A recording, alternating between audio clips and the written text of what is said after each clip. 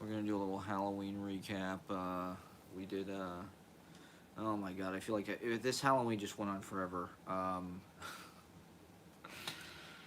It was it was great. I mean, it was fun, but it just felt like we celebrated like probably 6 times. Uh, and I love that. So I don't know. I feel like I got head faked by Halloween, and I didn't go out last night. I should have went to the parade and stuff. I'm kicking myself. I've been kicking myself all day. That's like my favorite thing to do is just kick myself over lost opportunity, things I should have done. Oh, what I could have done differently. And it felt like yesterday was like the last party day until who knows when. Is the world going to a dark place? We don't know. But it felt like maybe it was the last party day. It was cold today. Today I went to the library and I worked on some poetry for a couple hours, and it was cold. It was cold out there. We had the open mic on Monday, right? That was our Halloween. That was our big Halloween, and a few people dressed up. Even though Halloween was Tuesday, I didn't expect people to go out so hard on a Tuesday night, especially because it was kind of chilly, and so I was surprised when it just seemed like everybody was raging yesterday. I feel FOMO, right? I feel FOMO. That's everybody's worst nightmare. This is my most recent vlog. I didn't want to put any potentially copyrighted material in the background because last time I got copyright sniped by Winger. I had a Winger video. Maybe shouldn't even mention it. I had a Winger video on my playlist, my Stream Bulges playlist, or my background projections playlist, and it's always shitty. It's always hair metal bands. Hair metal bands have the greatest copyright lawyers. Hair metal bands, they did everything. They crossed the T's, they dotted the I's. They had great lawyers. They had everything was and so they're the only. I mean, Weezer. You can use Weezer pretty readily. Like it's interesting what YouTube shows you in the copyright uh, scanning that they have. And Weezer, they find all the Weezer songs, but Weezer lets you use it, right? There's no. I don't know if you can monetize it. If you, I'm not. I don't know. Maybe Weezer might just be that cool. I think Weezer understands YouTube. It's one of the reasons why we had the Weezer Summer, was to call attention to their techniques and whatnot. To have another look, people to have another look. But anyway, um, hair metal bands from the '80s like Winger. I think David Lee Roth. I think David Lee Roth. His stuff is like super copyright protected. Or it's like, I don't know. I think there was one video that was like it won't play in like Russia, like Kazakhstan, like it won't play in Iran. There's certain of my videos that I have, because I don't know. I don't try to overuse copyrighted material. Like I won't like overlay music. I don't like overlay other people's music. Like I won't take like a fucking famous song and put it over a montage or something. But if there is music that's like playing in a moment that I find, and I mean it's sampling, come on. This is just the nature of art. It's delusional. I think that's why it's cool that YouTube is mostly embracing of copyright kind of matter. Uh, it mostly just lets you kind of it allows you to kind of like put it in your little amateur iMovie videos or whatever the fuck you're posting. Um, oh my god, I need to go to the dentist. I'm fast approaching like a critical point. I have to work tomorrow and the next day. And then I'm hoping to make it to the salon on Saturday. I'm definitely gonna I want to make it. I'll be there, you know. But I do have a dental. Ay ay ay. I've just been so fucking lazy about this and stupid about this. But you know, I'm on TikTok. You're gonna hear a lot about this, and I don't know. Not that this is entirely about TikTok. Maybe this is just an internet thing. But like, you know, there's medical malpractice. I was reading. Okay, like not to bring this up or anything, but Dana Carvey. I don't know. Maybe I shouldn't even bring it up. He had a heart surgery. Anyway, look it up. Just look it up. I don't want to. I won't repeat it. But you know, I don't know. Do I trust doctors? It's a crapshoot. You know, I wish I had some person that I could just go to that I trusted. That, you know, I'm not necessarily afraid of the dentist. This is almost just like a procrastination thing. I stopped when I started smoking joints. I stopped being capable of just like any kind of practical anything in my life. I can't answer emails. I can't answer texts. I can barely DM. Um, you know, it's very hard for me to like coordinate anything with anybody. Uh, it's hard for me to send mail. It's hard for me to talk to the Medicaid people to set up Medicaid. They were supposed to call me last Friday, and I missed the phone call like an idiot. Uh, I'm living that rock and roll lifestyle, you know, that punk rock lifestyle. I was looking at this book in the library today. Love is a Building on Fire. 5 years that changed rock and roll or some music or something interesting. It's about New York, kind of in the late '70s, the punk scene, but it's tied together. There's stuff about like salsa and Tito Puente and uh, all aspects of New York music. Philip Glass, Robert Wilson. They talking about jazz, loft jazz. It was an interesting book. It was an interesting book. They mentioned the Poetry Project a few times when they're talking about Patti Smith and shit. And it's just interesting to see how they kind of did it. And why the fuck did I start talking about this? I was looking at the library today. I missed out. I missed it. Was yesterday just an amazing Halloween? I don't know. Like I said, it just felt like the longest Halloween. People were celebrating it. I mean, we had an open mic on the 23rd that was sort of a Halloween. I wore a, you know, eye mask thing. It was the Eyes Wide Shut party.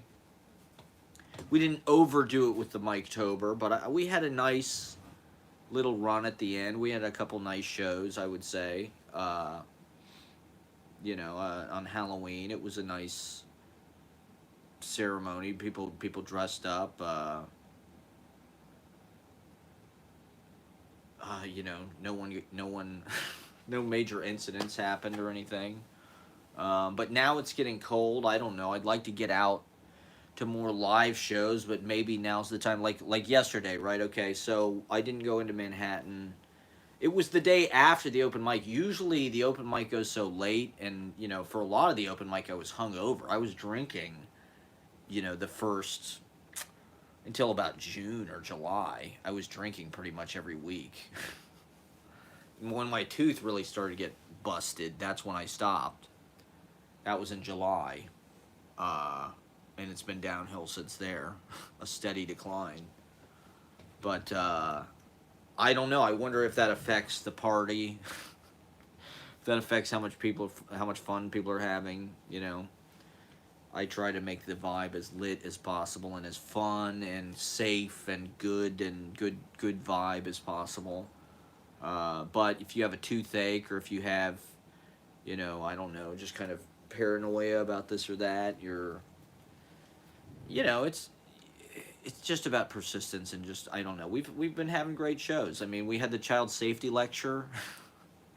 That was hilarious. You know, those guys have brought it every time. We love having Matt and Jack comedy. Shout out to them.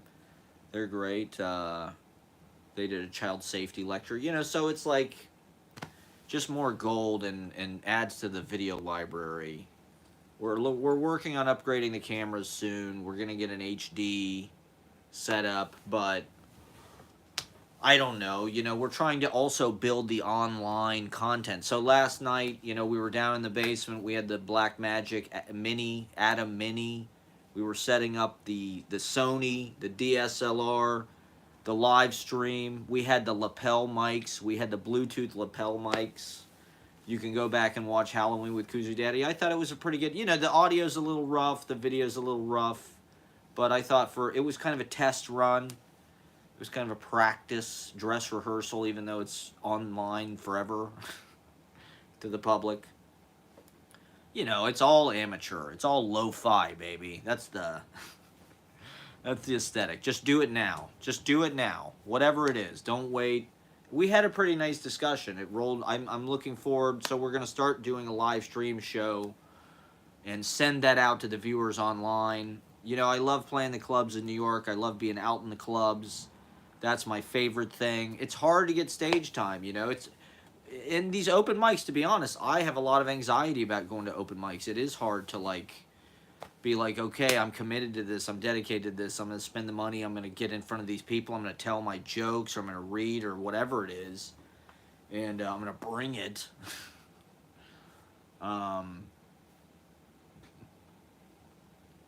And then socialize and make friends and be there for people, for the whole night. I love doing that. It's my favorite thing. I love going out to an open mic or, and seeing everybody and sharing my piece or whatever. Trying not to overdo it. And not overcooking it. You overcook it, it's no good. And then hanging around afterwards and making friends with everybody. I feel like in the summer I've been kind of in hibernation. Now it's like getting cold, so I'm like, oh my god. Once again, it's a regret. The theme is regret. It's autumn, right? It's like that Rilke poem. You will no longer go on long walks and all that shit. Whatever that Rilke poem is. Long letter. You'll stay home, write long letters. I don't know. It's been a long time. Perhaps I've been too out of touch with Poetry World. My TikTok feed is a lot of SNL.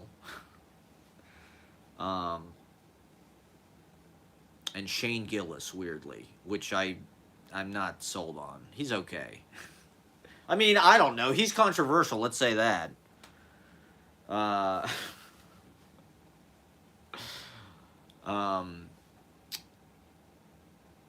Yeah, so I don't know. Should I work harder on the fucking open mic? See, it's like this week, what did I do? I had kind of a half-assed, it was sloppy. It was like I did, we started off with the Beetlejuice music.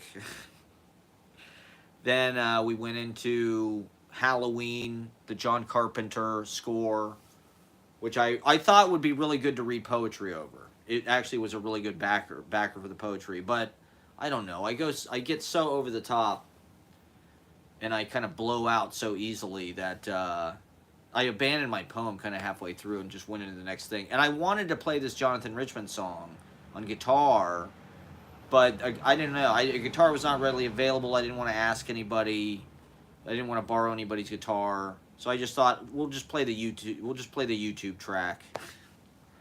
And I'll just sing over that. And I don't know. It was okay. People were clapping and shit. The audience was great. We had a beautiful audience. The audience was really, really cool and was there to party. Shout out to Stain Haynes and Cars and Women magazine. We had our first satellite link up. Stain Haynes wore a luchador mask.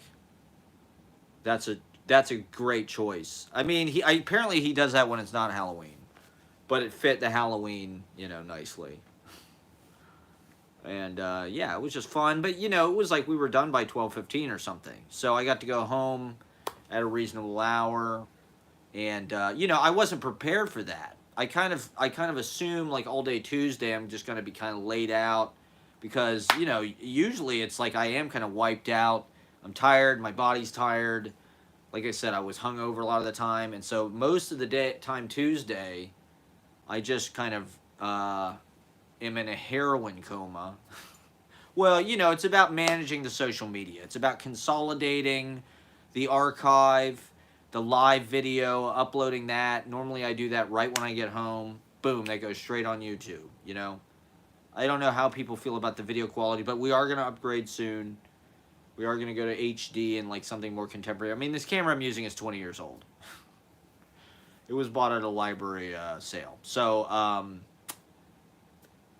yeah, and then, the Instagram posts. I feel like maybe people are getting bored. I'm posting the same fucking shit every week, so I'm trying to figure out other content for people. Not that people follow the Instagram for the content, but, I'm reading my analytics, I'm looking at my impressions, I'm looking at my, my YouTube page is we've been actually getting a lot of subscribers recently. I don't know if that's an algorithm change. It feels like YouTube is benevolently kind of like showing low profile accounts to each other in an unprecedented way. It's been a while since YouTube has promoted like really fringe stuff. It's always the same. The algorithm is just plugging Jordan Peterson or whatever the fuck it is. And now it does feel like there's room for the little man. They're letting the little man have their say. The little person, and the little they them have their say, and yeah. So we're out here vlogging. We're trying to bring, truth and whatever social consciousness through Instagram and other. I am on TikTok. I do feel like it is like, I don't know how people can do this with a job, because I think that's one reason why I missed the Halloween thing. See, yesterday I should have gone to Ben Callahan's 6 p.m. open mic at the Comedy Shop on Bleecker. That's what I should have done. I was, but I got into the TikTok. The TikTok liquidated my battery power. I had no battery, so I'm charging my battery. It's at 30%. I'm like, I can't leave till it's charged. It's 4:30. And so before you know it, time kind of got away from me. I was gonna try to stream. I was waiting around to do that all fucking day. And so I ended up, just staying in, and we did a live stream with Kuji Daddy. You may have watched that. So that was, I don't know. We've been trying to do this for months and months and months and months. Yesterday, a Halloween, for whatever reason. We finally got downstairs and we set it up. We set up the camera. We set up the black magic, and it looked pretty good. I thought the lapel mic sounded pretty good. We're trying to start this video podcast. We're trying to move more into the virtual space, getting YouTube subscribers. You know what I mean? Bringing new content, bringing maybe reels. Maybe we need to do Instagram reels. Do people want a TikTok account? I feel like the TikTok account could work, but it liquidates your time. It is like, I'm on it till 4 in the morning watching Titanic simulation videos. It's 2 a.m. and I'm in bed, the lights are out, and all of a sudden they put on this video. It's a computer CGI reenactment of the Titanic, what it looked like when it went down, so it's the lights go out, it's pitch dark, you hear, it's kind of dark, the shit they can put on TikTok has gotten dark. I can't tell if it's just me, like, I feel like I'm kind of in a dark place because I'm worried about my teeth, and I'm like worried about what they're gonna do, because I've been reading about potentially what they do about wisdom teeth or this or that. And I don't trust doctors. I don't trust these quack doctors. And I don't have health insurance either. So, I'm handling it the old-fashioned way. I'm letting my teeth rot naturally. And I'm treating it with, like, clove and shit. I've got this Gum Guardian shit. This shit works. Get you some of this. Gum Guardian herbal mouthwash. This has got spilanthes, thyme, cranberry fruit, cinnamon, myrrh, clove flower, peppermint. I mean, it's got myrrh in it. That's what they gave to Jesus. Come on. That's healing. That's got healing properties. Okay, we've got 6 watchers. Thank you for watching. Like and subscribe.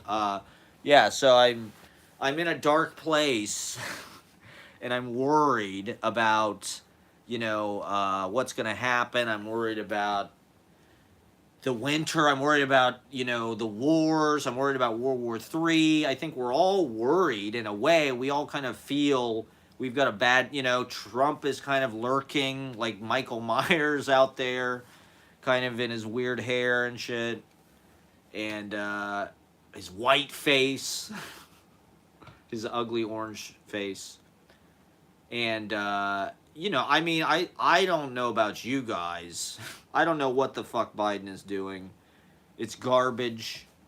I mean, this is... I guess this is... We should have saw this... We should have known that this was going to happen the whole time, but... I don't know. Who the fuck knows what's going to happen with this next election? And it's coming. It's next year. It's not even it's like a year away from right now.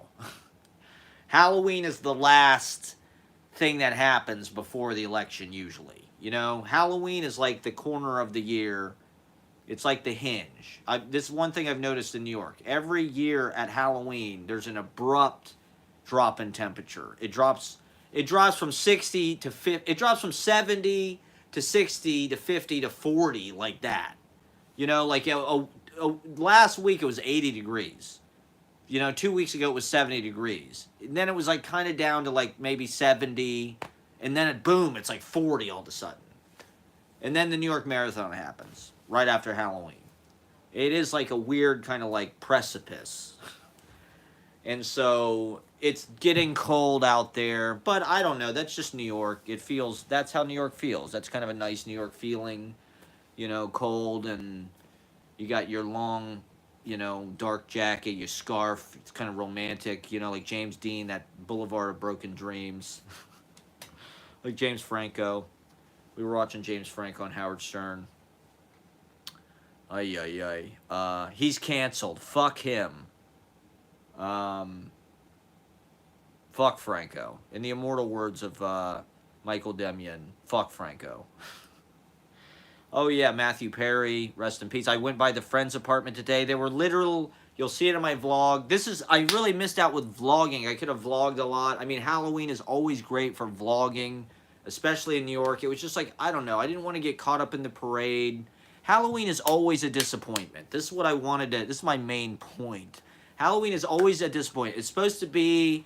I mean, it's always amazing. We love Halloween. I think our generation is maybe too obsessed with Halloween. It's like an Arrested Development.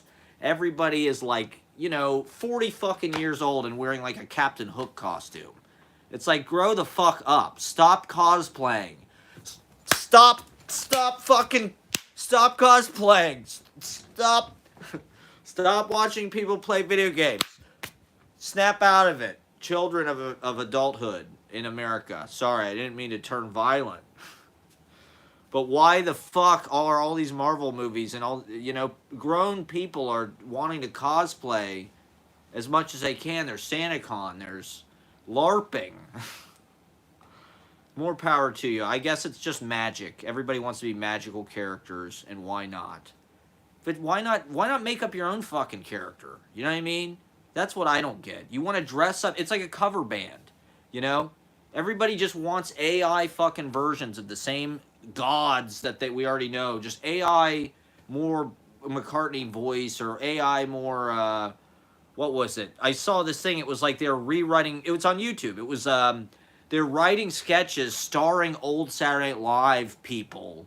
Like it's an all-star dream team. Like they've got a sketch, but it's like just some guy narrating it. It's like some script. It's fan fiction.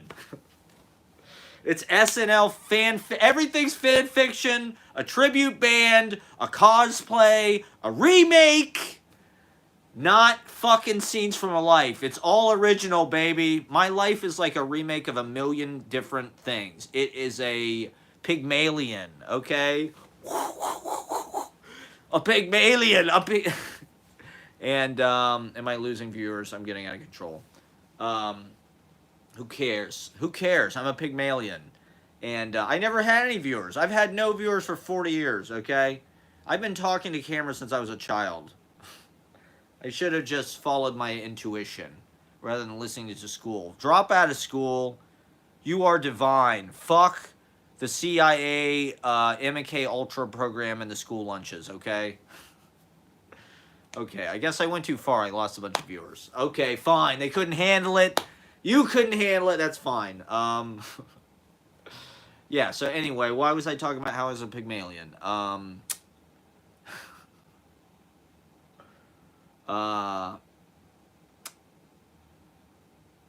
We were talking about,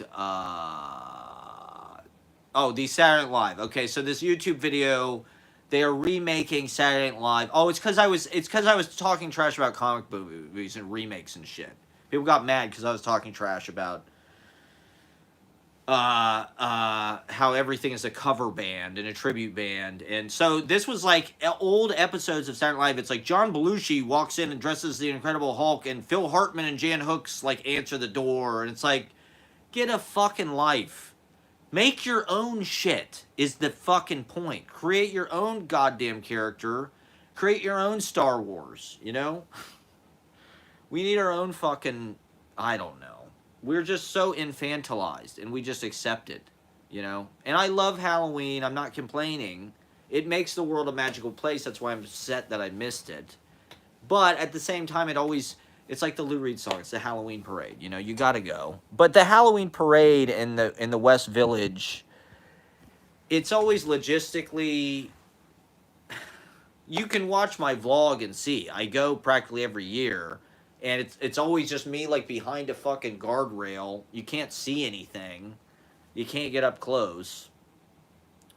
I mean, the weather, it was what, like 50 degrees? I don't think it was as bad yesterday as it was today. So, I don't know. I'm just kicking myself. You know? Fear of missing out. I feel like I missed out. It was my last chance to party. I do feel like I do want to mention this. I do feel like this was like the sluttiest Halloween ever. No, I don't mean that. I don't know what happened. I don't know why. Why is that trending? But the costumes this year, wow. I don't know. People are just going all out. I feel like, well, like I said, it feels like there's this impending sense of doom. I think the Israel thing really ripping in half and just all hell breaking loose there. And my teeth are fucked up, and I don't know what's going on with the astrology and this and that, but who knows what the fuck the next step is. Is the worst behind us? Is God forbid, you know, the Orange Nightmare? Who knows? Not even worth talking about. But I don't know. Why were people partying so hard? It's Halloween. I guess people just party hard. Gen Z is making up for lost time with every holiday. They have to go hard because, I mean, they spent 2 years of their life, you know, boarded up in like a medieval treatment ritual that, you know, people want to prosecute. So, yeah, I don't know. But it was like there were so many different there were so many Halloweens. We had Halloween last Monday. There was a whole Halloween, the pre-Halloween weekend. Then it was like Friday was Halloween. Last Thursday, people were doing Halloween. There were all these people wearing costumes last Thursday. And the weather was nice. You know, Thursday, Friday, Saturday, it was like gorgeous. It was like 80 fucking degrees. Sunny. I wanted to check out the leaves, you know. It's peak autumn, right? It's pumpkin spice latte season for all you enthusiasts out there. You know, there are brothers and sisters and non-binary siblings. The pumpkin spice contingency in this country, the demographic. The Yankee Candle burns brightly in the South Carolina of New York City. Somehow New York City became like coastal grandmother aesthetic. I don't know. TikTok has become a scary place. Is that a mirror? Is it just showing me, or have they programmed it to like undermine your our sense of well-being? You know, are they trying to make us feel a sense of impending doom and just surrender? You know, is it a psyop? Is it a war tactic? You know, should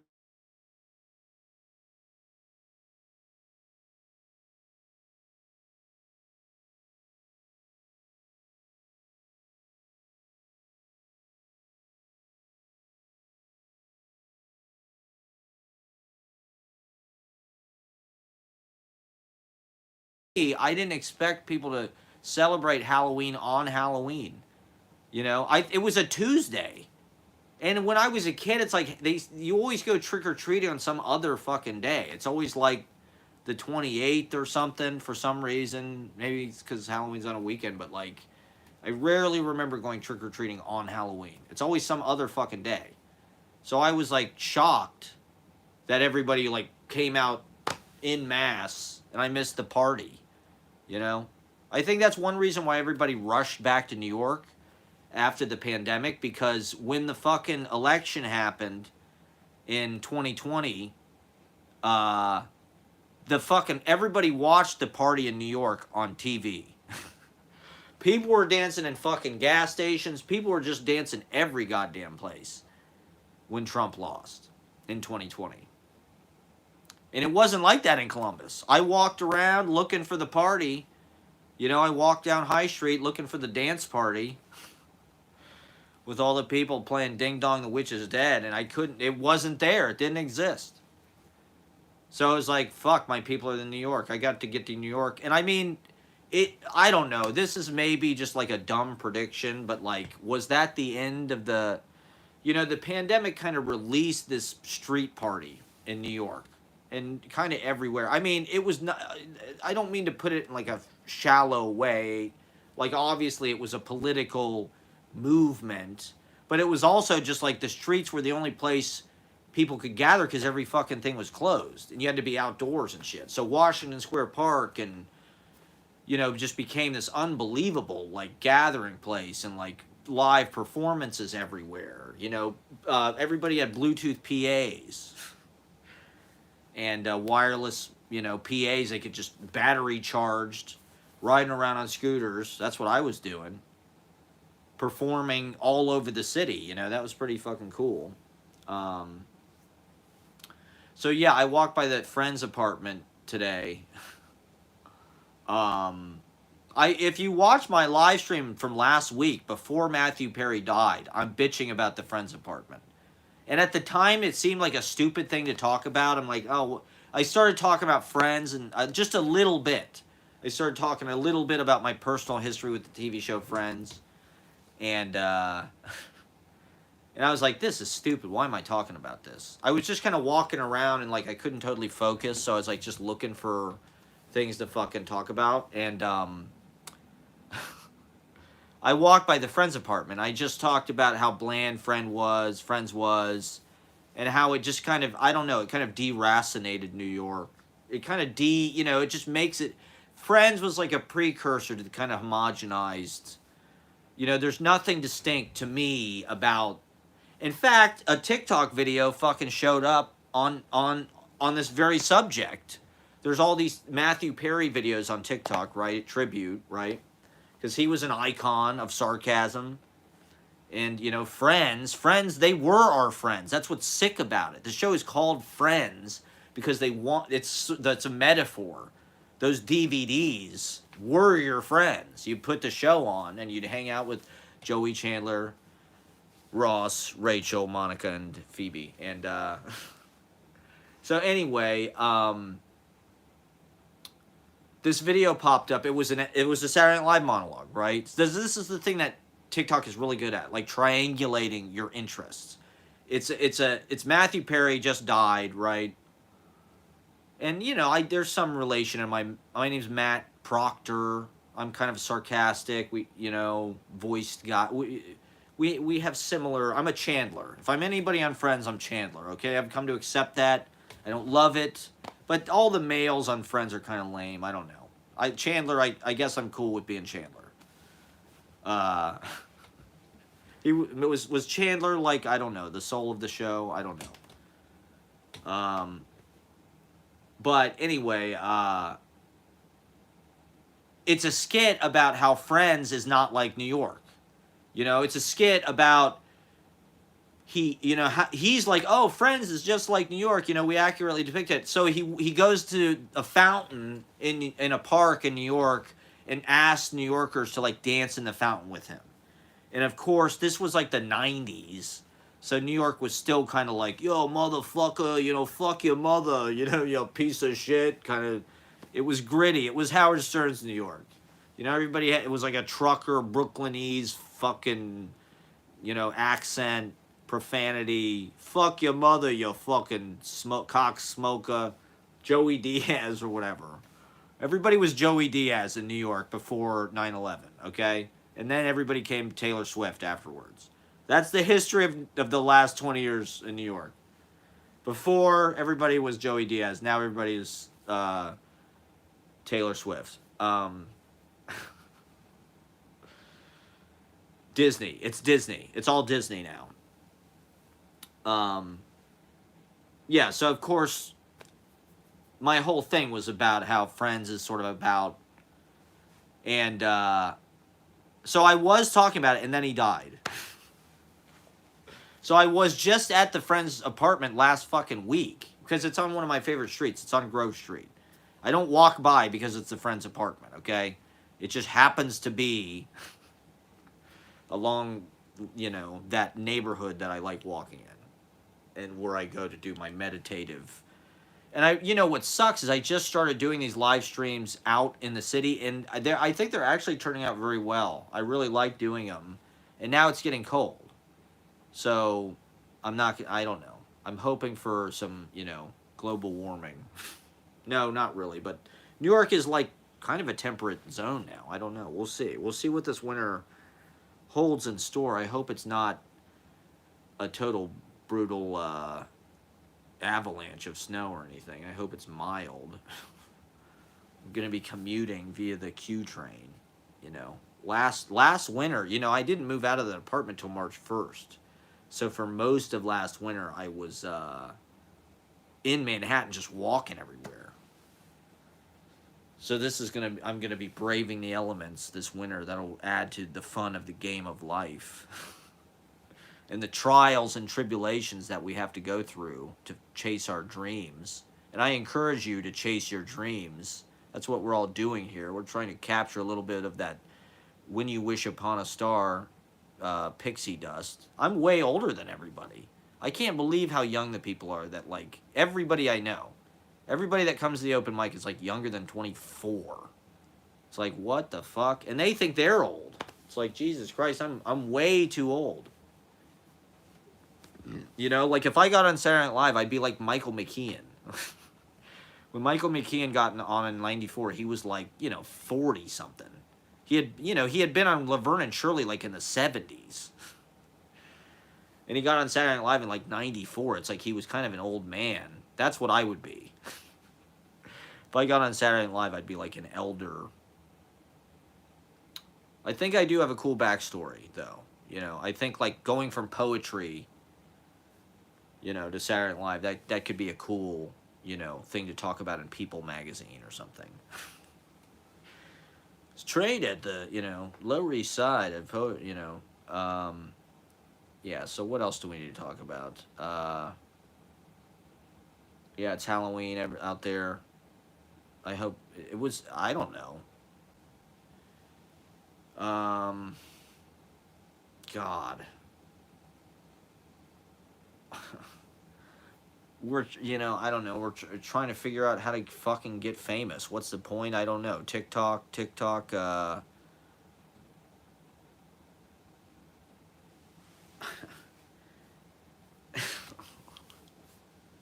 the structural problems of society seem to be, like, oncoming. You know, a lot of these TikTok videos that I'm watching about, like, cataclysm or dying.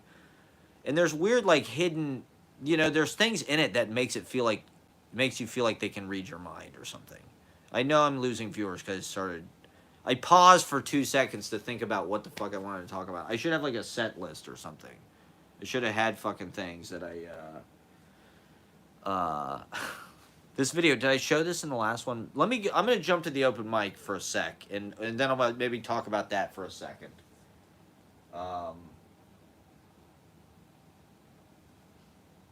I did go to a poetry reading last Thursday. That was nice. You know, I'm trying to get around more. I'm trying to circulate more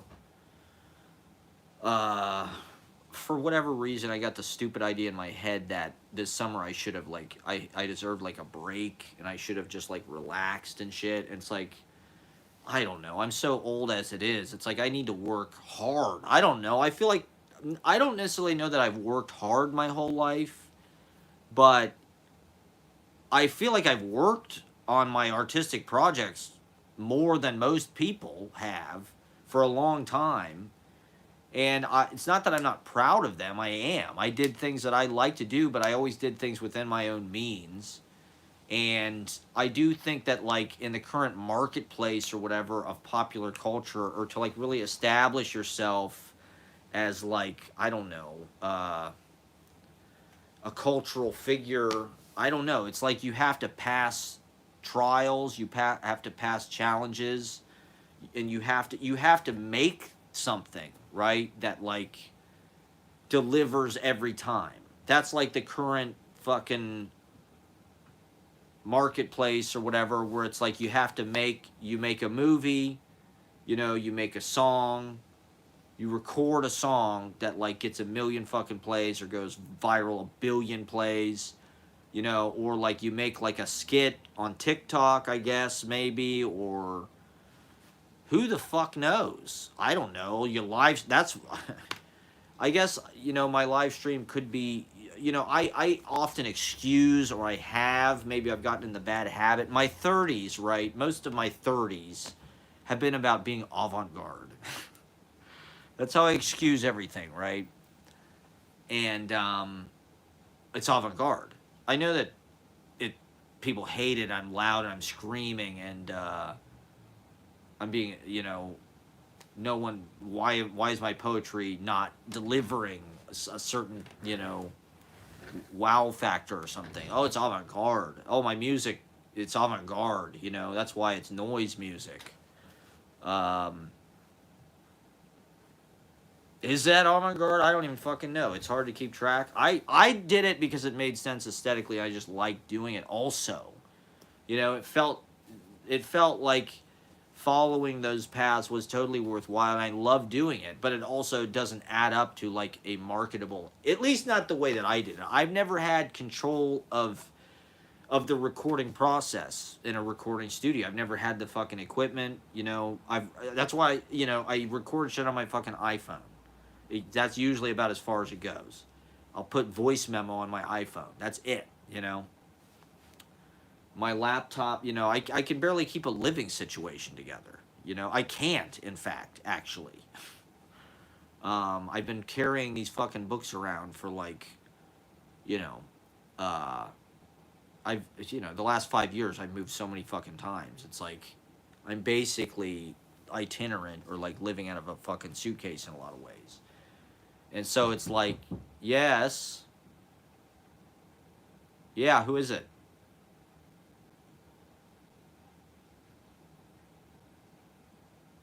Hello? Okay, someone knocked on my door, and they're not answering. That's kind of scary. Is that a TikTok thing? Let's see. What was the problem? What? Black magic. What do you mean? You're supposed to put this shit to the black magic, not on the camera. Oh, the audio thing? Yeah. Okay. What is that? I'm live. Oh, yeah, okay, go. All right, yeah, I'm live. See, here's our green screen right here. I could green screen anywhere from our living room. This is a living room. Well, You do that every day? well, I've been trying to do it more because I've been getting results. I'm a results-oriented guy. I got 6 likes. I had people watching, then I started talking about TikTok, so people stopped. But, you have to do this every day. That's the lesson I've learned. Well, I saw some TikTok video. It's like if you put a 30-second song on Spotify, and just, like, and I wonder why people don't do this. Just play it yourself over and over and over and over and over and over and over again. Play it all the time. You'll get, like, royalties on those plays, and your play count will go way up. Like, I get a view every time I click one of my own YouTube videos. I think that's kind of dumb, actually. I actually don't want my clicks to count in the view count, because you know, first of all, I want to be able to watch the video without affecting the statistic and throwing it off and making it kind of a false statistic. Um, I want it to be an accurate number, you know? And so I just think, but also I could click it 100 times and it would say it has 100 views. I could click it 1,000 times. You know, I could click any of these videos 1,000 times and it would look like, holy shit, that, you know, the analytics wouldn't be any different. It would be like other people are watching them. It's like, that's kind of a skewed metric, let's say. YouTube. Um, I don't know why self clicks. That's kind of pathetic. It's masturbation, really. Uh, it's not a real view if you're watching yourself, right? I don't think. I don't know. Maybe in the future everybody will be famous to themselves. Everybody will be their own biggest fan. We're already there. I'm my own. I'm my own biggest content consumer. I probably watch my videos more than anybody. More self clicks. I get the self clicks award. So I don't know. Yeah, you know, we're trying to expand here. And who knows what this winter holds in store. So if we can set up an operation here, we do want to start like like last night with the black magic, like he was saying, and do like a talk show. Do like, you know, and we'll have crazy characters like Kuzu Daddy will be like the Joey Diaz, you know, and we'll just have it'll be like Howard. We'll have all these different characters. We'll have Ashley. We'll have guests on. We'll have people from the open mic. We're gonna have this badass kind of performance space in front of the wall of sound and the Marshall stack, where people can play or do whatever performance they want. Read. We've got the 80s hair metal lighting set up down there. So it's going to be a nice little production facility. You can watch a little preview and a how-to, a little walkthrough on the DVD extras. It's last night's stream. That's what we've got going on. So hopefully we're going to start maybe next week. And we'll have guests. I don't know if people want to come to Midwood. It's kind of Siberia as far as New York is concerned. This is the real New York out here, I'll tell you that. I mean, wow. Down and dirty.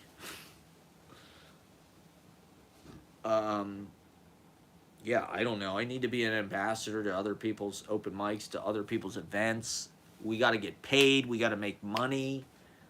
Right? I mean, I don't know. I never even tried to get a fucking real job in this city. You know, I should maybe, you know, this is why I don't have dental insurance. This is why my teeth are all fucked up. This is why I got no stable place to live. Why I live in Midwood. You know, it is what it is. It's part of the adventure of life and just letting things talk to you and following your intuition, following, you know, the doors as they're open to you. I don't know. I've had a lot of chances thrown my way, and I was just scared, to be honest. When the moment came, I was scared. When I met my heroes, I backed down. I couldn't do it. I couldn't face it, you know?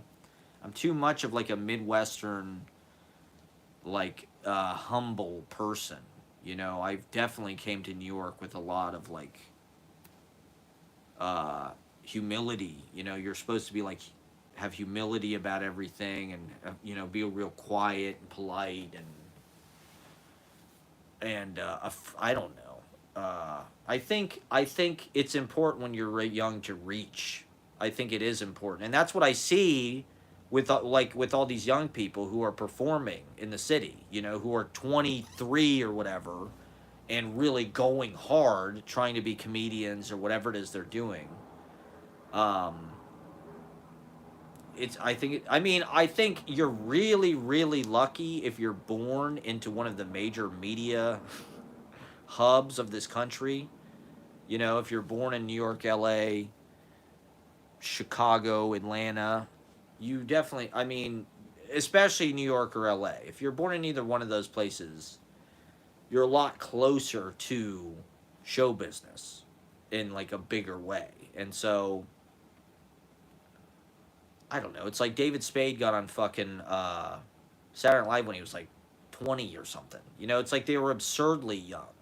It's like I don't even know. I guess Pete Davidson got on when he was 19, but he's from Staten Island, right? He wasn't just some guy on the internet. He wasn't some guy from Ohio. He could take the Staten Island ferry, go to the Broadway Comedy Club or whatever, talk about how his dad died in 9/11. I do want to talk about this. I do think that like our generation, it has all been about victim complex, and they have to tell a story about you. When they're making you famous, there has to be some kind of angle. There has to be like this is, you know, and so like I feel like for our generation, for millennials, before Trump, it was all like Iraq and terrorism. Like Adam Driver went to Iraq, right? That guy Phil Clay, he won the National Book Award. His book I think was called Redeployment or something. It was all about Iraq, and it's like people. I don't know. It was like that was like interesting.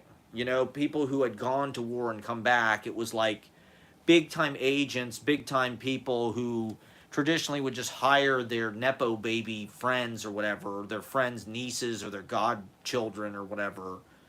Um, that's like a hook for them. Oh, this guy was in Iraq. Okay, I'll give him a chance. Let's see what this is about, you know. I'm not saying that like, you know, they're not deep people or anything, but like, you know, Pete Davidson's dad died in 9/11, right? So that is like a hook for major media people who don't give a fuck about anybody and who walk on, you know, cloud 9 or whatever and are, you know, hanging out with Lorne Michaels and his, you know, it's so it's just like it's something that like it makes you feel sorry for them and it gives you a reason to want to, you know, you feel like you're doing something good, right? And I don't know. It's also just like, is this why all these women, I'm sure it's part of it, you know, is the fact that his dad died in 9/11. It's just like we are all so indoctrinated with fucking 9/11 shit, right? It is such a, it's like a pop culture event. You know, it's like Home Alone 2. There's Trump, there's The Apprentice, there's Survivor, there's I Love the 80s, there's Pop-Up Video, there's Britney, there's the VMAs, there's Chris Rock, and there's fucking 9/11. There's Osama bin Laden, there's school shooters. You know, there's Obama. They're all celebrities. They're all media. Trump, you know, everybody has to function within I don't know. I mean, like just cuz something's visual media, I don't think makes it like I don't know, like a Hollywood thing. Like we're all online content creators now, right? Like I saw this thing the other day. It was like what is kids' dream job over the decades? You know, like in the 90s it was like astronaut. You know, and then in 2010 it was like YouTuber slash influencer. It's like, yeah, that's what I wanted to be. You know, I got on YouTube and as pretty much as soon as I fucking heard of it, with the expressed intention of like, hopefully I'll find an audience on YouTube and get discovered or make money by putting videos on YouTube. Now I'm still working on it 20 years later. I've got 227 subscribers and climbing. Thank you for watching. Thank you. Thank you, good Americans. To get 220. You know, should I just give up? I mean, I'm middle-aged. What do I do? What do I do? I spent the last 10 years, well, I've spent the last 15 years trying to be a poet. Big mistake. I should have tried to be I don't know. I just detest stand-up comedy. Really. Even watching the Saturday Night Live stuff, I'm like, I love Saturday Night Live up until about, you know, 97 or so, 98, 2000. It's all interesting. It's all good. It's all part of like your family in a weird way, you know, that's part of what I don't like about it. Is like, I don't know, there's something very status quo about Saturday Night Live and the way it's like it kind of serves power in this country. You know, if you want to talk about legacy media or something, right? Like Trump hosted and all this kind of shit, you know. and a lot of presidents, fucking George Bush, the first one was on there. Strategery, that was very flattering to Bush. That was the best public, that was the best PR that W ever could have gotten. They did all his work for him. They gave him his fucking character, basically. This swaggy kind of moron. And, he played that for 8 years. Now he's a serial killer artist. So, yeah, I don't know. When I was a kid, I was obsessed with Saturday Night Live, and I do feel like, I don't know. Did I outgrow it? It's an interesting aspect of our culture, Saturday Night Live, and it's definitely something I think about with the open mic. Not that they're totally similar. It's a weekly live show from New York. I try to put a video up, and this is not a sketch comedy. Obviously, these are individual kind of acts. They're individual soliloquies, so in that sense, it's different. But we have musical acts. Saturday Night Live, that's a big part of the show. And that's one of the best things that's been repurposed for TikTok. A lot of the TikTok videos are just like, boom, here's the musical performance of, they have incredible bands on Saturday Night Live, Nirvana and the fucking Clash, Queen. They've had everybody on that fucking show. And so it's an amazing video library. The sets are always cool. And it's, when it's on, when I was a kid and I'd watch Saturday Night Live reruns, I would hate the musical acts. Because it would interrupt the comedy, which is what I wanted to see, because I was a comedy nerd. And I love fucking Phil Hartman and Dana Carvey and John Lovitz and Jan Hooks and Nora Dunn and Victoria Jackson and that whole fucking era through David Spade, Dennis Miller, up through Janine Garofalo, Chris Elliott. I liked it all. I've probably seen every episode of Saturday Night Live from like 1980 to like 2000. And I even like the bad stuff. I like the Robert Downey Jr. year, the Harry Shearer, Martin Short year, the Jim Belushi year, the Charles Rocket year, the Mary Gross years, the Eddie Murphy. I mean, come on. They had Eddie Murphy to balance it out how bad everything else was. Eddie Murphy was so fire. Everything else was fucking horrible. But Eddie Murphy was so fucking fire that it's like saved the whole thing. So, I don't know. It's just like, it's almost like a newspaper, or it's like, it's a public commons. But once again, it sort of serves the status quo. Like after 9/11 is what I think of, right? This famous moment. I think they went on that week, didn't they? And Giuliani came on with the firefighters and shit, and the American flag, and Paul Simon, and they all fucking kissed the ass of the fucking patriotism and the military-industrial complex. And they kissed the boots of power. They sucked the boots of the dictatorship. And they normalized it. They got, and the show went on, right? The bread and circus. I mean, Saturday Night Live is kind of like the High School Musical, I feel like, of culture. Of the culture in this country. It's like, you can sort of go... It was, and in a certain way, it was almost like an American Idol before American Idol. You can go from being an unknown to being a star on national television, on that show, in a way that, like, I don't know, it's really hard to do in any other way. For some reason, that show is like the proving ground. I don't know, is this not interesting? I mean, everybody talks about Saturday Night Live, I guess. It's just like the proving ground for,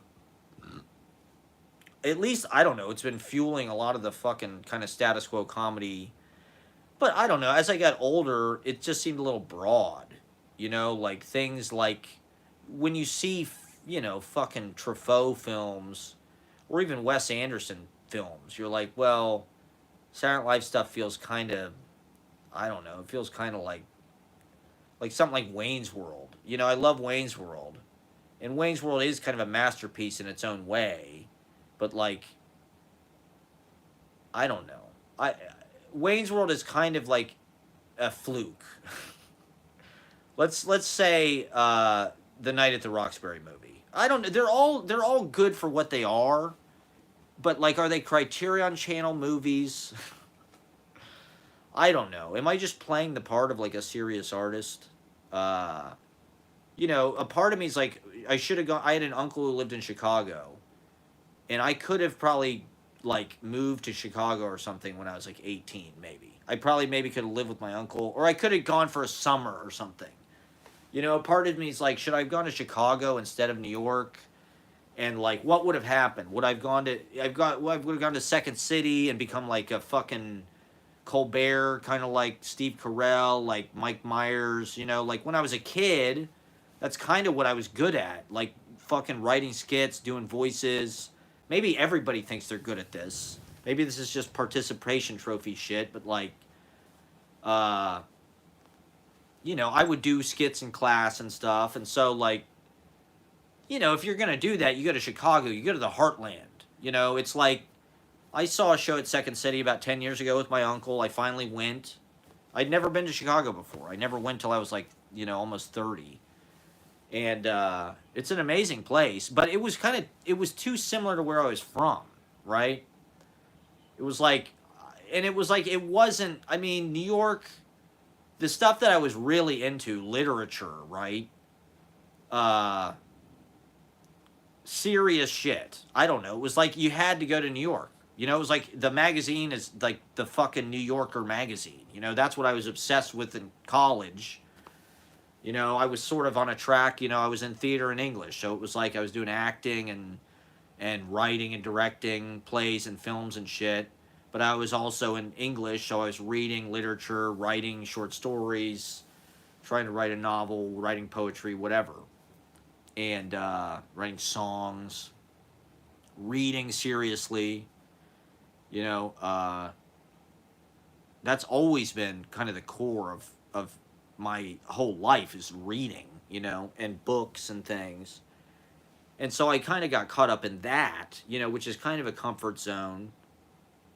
And in New York, it's just a different aesthetic, and it's a different bent. It's like it's not this kind of like Steppenwolf, Goodman Theater, Chicago, middle of the country, heartland, Second City, kind of like we're making fun. We kind of have this affable, good-hearted, thing is at the heart of all Second City stuff. It's all kind of liberal, Belushi, John Candy.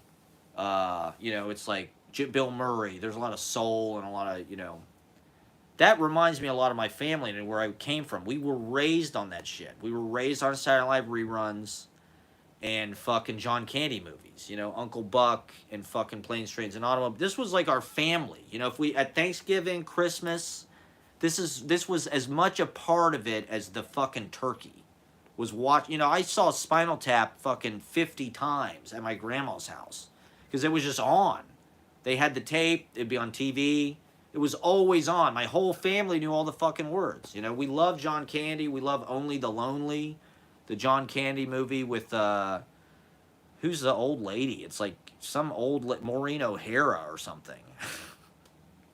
Like my grandma liked Maureen O'Hara from like John Wayne movies like in the 40s, So she was in this obscure fucking, I think it's not even a John Hughes movie. It's like a Christopher Columbus, it's like the John Hughes like second refuse. He gave it to somebody else. Maybe he directed it. But, John Candy's just like a big heart. And I love John Candy, and Second City and all that stuff. But it was also like, I don't know. It didn't feel as serious. It didn't feel like, I don't know what, poetry fed me more, to be honest. When I became an adult, and maybe this is just becoming pretentious or like specialization, college education bullshit, but, our culture is so fucking artificial and harmful and carcinogenic and enhanced and sweetened and, Saturday Night Live and things like that, these films, Adam Sandler movies or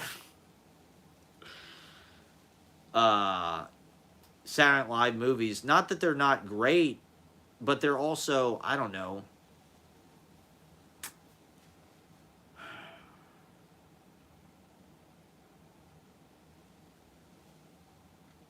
like we need that stuff too. You know, like it's great. We need that stuff in life, right? Um, but I don't know, something like a Godard film, you know, fucking, you know, there was just once you discover deeper things, you want to go to that place. You hope to become, you know, it's like, do I want to be in, you know, because you know, as exciting and as like hot and like you know, as pop culture-y kind of like, uh, you know, Saturday Night Live has managed to stay like maybe it's just me. I don't know. Maybe nobody else gives a fuck. Maybe I'm one of the last people that is. I don't watch it, but I'm listening to this. I was listening to this podcast, right? The Dana Carvey, David Spade thing, and it's managed to stay near the zeitgeist. Still, it still is. You know, fucking. I don't know. Uh, Did something happen recently? I don't know. I'm not sure what the most recent thing is. Pete Davidson just hosted or something, right? It's his first time hosting, so it's like the cycle goes onward. um, and it's like I don't know. I think everybody kind of who comes up in this culture like has a little bit of a fascination or a curiosity about like, oh, I could be on that show, or what would it be like to be on that show, or and I don't know. Maybe this is just my midlife crisis, and this is like another form of like FOMO or regret. Like, oh, I should have done this with my life. I fucked up. I wasted my life by like doing this thing. You know, trying to be a poet. I just feel like I've spent the last 15 years like embedded in this giant city, and like totally obscure, totally unknown, and like that's all my life has been. Just like riding the train around, walking around. Like I've gotten to know a lot of people, but they do kind of all slip away. They all slip through your fingers eventually. You know, it's like uh, I've had a lot of cool experiences, but I've also, you know, I barely left New York City. Like, you know, people on Saturday Night Live don't even like barely live in New York. You listen to the way that Dana Carvey and David Spade talk about it, it's like they all live in this building on the Upper West Side. They moved here like when they got the job. You know, it's not like they lived in New York and were hacking it out and like climbed their way up through the clubs here and like finally no, it was like they got recommended by Dennis Miller. They got saw at some club in Chicago or the Groundlings in LA or like you know, their scouts go to these certain places. They go to Second City, they go to the Groundlings. Maybe certain things jump out to them online, but it's just like anything. They hire people who they know and people through the grapevine. And so a certain aspect of this business is it's not like networking, but it's just like it's like you do have to get in the room and you do have to have those people know who you are. You know, you have to find a way to show these people that like you are one of them. You can contribute to whatever it is. You know, you can hang, you can write, you can act. You know, it's just like it does kind of all have to be there. I don't know. I hate to say it, but like they're looking for something that's camera ready and packaged. Same thing with music. You know, it's like they're looking for something that when they hear it, it's just like it's all there, and they can find it. You know, that's what I've seen doing this open mic. Right? This open mic is almost like watching auditions or something for something. I don't look at it that way, but it's basically like the same amount of time somebody would do an audition. You know, you come up, you do your thing, you leave. You know, and there's a lot of really talented people. But it's like, what's the 1% of the 1%? I don't know. I don't even know if it fucking works that way anymore. You know, I don't. It's like you have to have everything, and you have to be lucky. I don't know. I don't know. I haven't been able to break through. That's why I'm still, you know, is it because I haven't been able to gather my stuff into one thing? I haven't been able to make a movie or even like I've never gone viral. For some reason, a bunch of people are watching my single room occupancy video. I think it's because people are desperate for housing and they're just searching for that term. And they think my video is some kind of like, you know, going to help them find a house. but I like that they're watching it, And I don't know, I feel like, once again, moving to New York, and especially arriving like at the Poetry Project in downtown, pretty much right away, you're automatically exposed to this whole other layer of American culture that is more serious and is like deeper. It's and it is a little, I don't know, more things that stem from John Cage, or all the remnants of all that stuff, the Living Theater, or the whole Poetry Project tree, seeing all of that pretty much right when I moved to New York. Suddenly it was about wanting to be that. I wanted to be Spalding Gray. I wanted to be Jonas Mekas, right? Uh, People that were combining poetry with other mediums in a way that was still very human, but was also very contemporary. It had kind of a rough amateur quality, but it was still very, very live and very breathtaking. And there's been some beautiful stuff on Saturday Night Live in some of those films, but it does all have kind of a commercial veneer, and it does have to deliver. They got to sell these videotapes. They got to sell, the best of. They got to sell, and I don't know. It's just like I followed that. The first public performances that I really enjoyed doing. I try to do improv, right, at UCB, and to be honest, those classes are still like a big part of everything that I do. What I learned there, I got to 300 level, and my health problems caused me to have to leave. Right, that's when I moved back to Ohio because I thought I was dying. So that was the end of my like professional acting career, really. That's when I was like, okay, am I dying? Because if I'm dying, then like I can't even like present myself at these auditions and stuff, because it's just like, uh, how am I gonna look good, and uh, and it was just like I couldn't afford it. That's when I had to stop working in restaurants and working like a regularly scheduled job, and like I couldn't pay for classes and shit.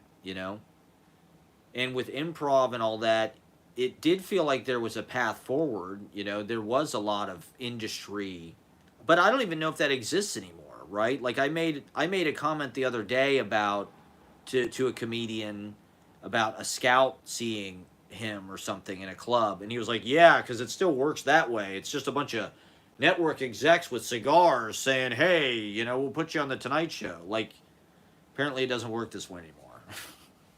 Apparently Lauren Michaels' scouts are not just out in the clubs looking for that next maniac.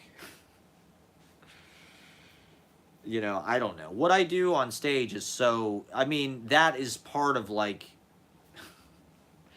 the avant-garde technique, right? I don't know.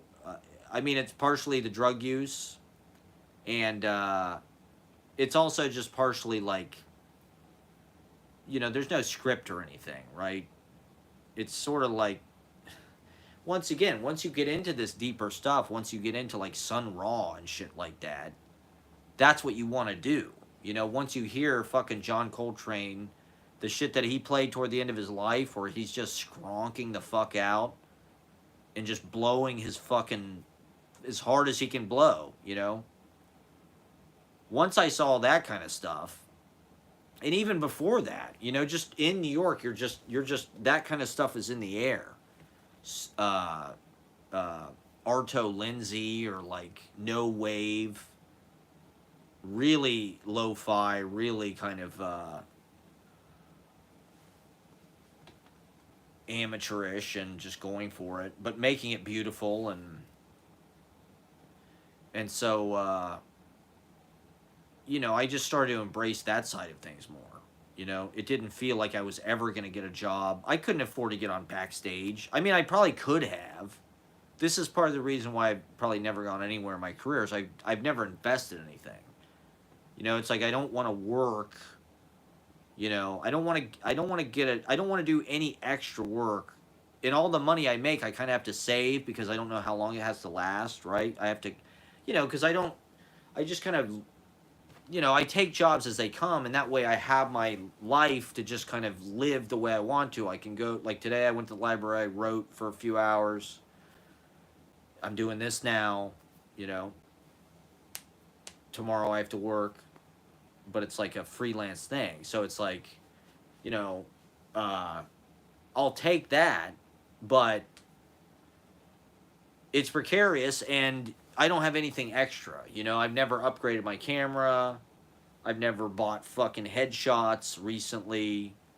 I stopped auditioning for you know, when it comes to acting shit, it's just like you get all the dumbass websites just you know, is it central casting? Is it 123 casting? Is it backstage? What the fuck do you get on? You know, it's like and I don't know. Maybe you are that close to getting on fucking Boardwalk Empire or some shit if you go by those avenues. I never really even tried.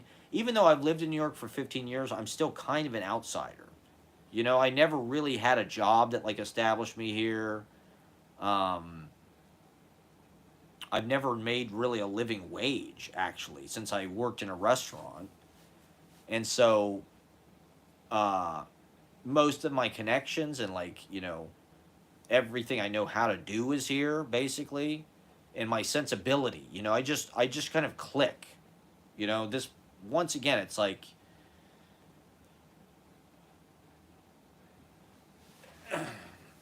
I don't know. There's a deeper kind of more serious thing happening here. There's deeper reading going on. There's kind of I don't know. Maybe it's not deeper, but there's a different style happening. The New York school, right? I didn't really know about that very much before I moved here, but maybe you get inklings of it through other things you read or something, or other things you saw, music or something. You know, like the Velvet Underground is very popular. That's almost like a New York school project in a certain way, or Andy Warhol or something. You know, we were all exposed to these things. You know, even beat literature, you know, is sort of like an avant-garde, you know, New York style in some respects. Um, and so it's like I don't know. A lot of that has also I've also just had a weird relationship with the audience. You know, I don't know how to uh, do what I really want to do with the audience. You know, like I do still feel like everything I've done on stage has been kind of like an aversion, playing music. You know, like at the open mic, a lot of times I avoid talking for longer periods of time or something. I just kind of run up and announce people. That's like avoiding trying to make a joke or trying to do a monologue, trying to just riff for a second, because that kind of stuff is a risk. That kind of stuff is a chance you're taking. You know, it's like you do have to get in there and push, right? Getting the momentum is hard. You know, getting the stage time, getting the experience. I don't know. I don't know how these people did it. You know, I don't know how people like John Mulaney or Nick Kroll. I don't know how they broke through. You know, when I went to UCB, there was, you know, there was hundreds and hundreds, if not thousands, of people trying to get in that door. You know, and even getting on one of their fucking house teams was just like, good God. It took years and just all this practice and blah, blah, blah. And it was just like,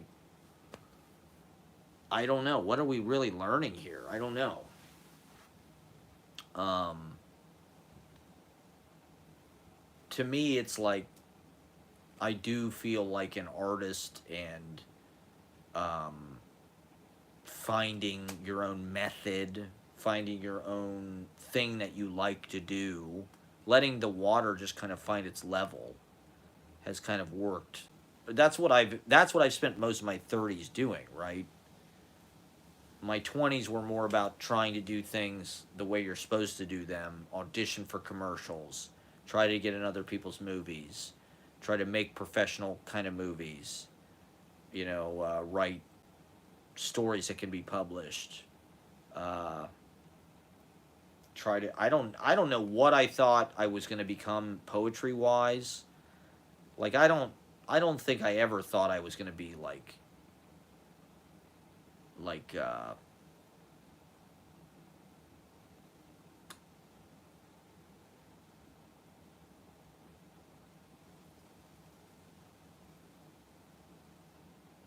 don't know, John Crow Ransom or something. I never thought I was going to be uh but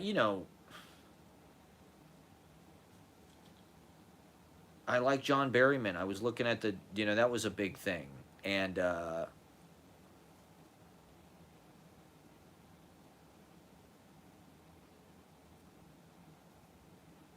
it was not something I ever was even encouraged to do or anybody even told me I was good at.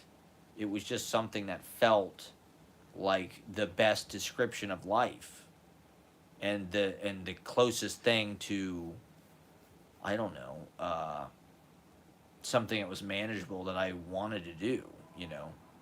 Um, all those other things seemed like, I don't know, maybe it is like a solipsistic, narcissistic place. It's just like, it's just me and I'm always talking and I can totally control everything that's said and I don't have to deal with anybody else. And, in theater, in music, you have to deal. And I spent a lot of my life trying to do that, playing bands with people, be in plays. I don't really get along with people, actually, after a while. I don't know. Maybe I should be in therapy or something, but like, this is something I've been wondering about recently is like, am I just a bad person? It's like nobody, even my family doesn't really want to talk to me very much.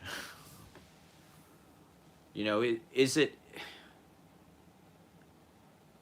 character? There's this video popped up in my TikTok feed about character, right? They were talking, it was Jeter talking about image. People ask him about his image. He said, what the fuck? I don't care about image. Image is how, the public sees you. You try to control that. He said he cared about character, who he is as a person, and then let the image kind of whatever. And I don't know. I am such a like scarcity mindset, self-reliant. If I get sick, you know, I don't think I wasn't used to people taking care of me. As like the youngest, I felt like I had to kind of be not a nuisance to anybody, not have anybody else, have to go out of their way to take care of me or anything. Nobody did. And so, with poetry, it's all under your command, sort of.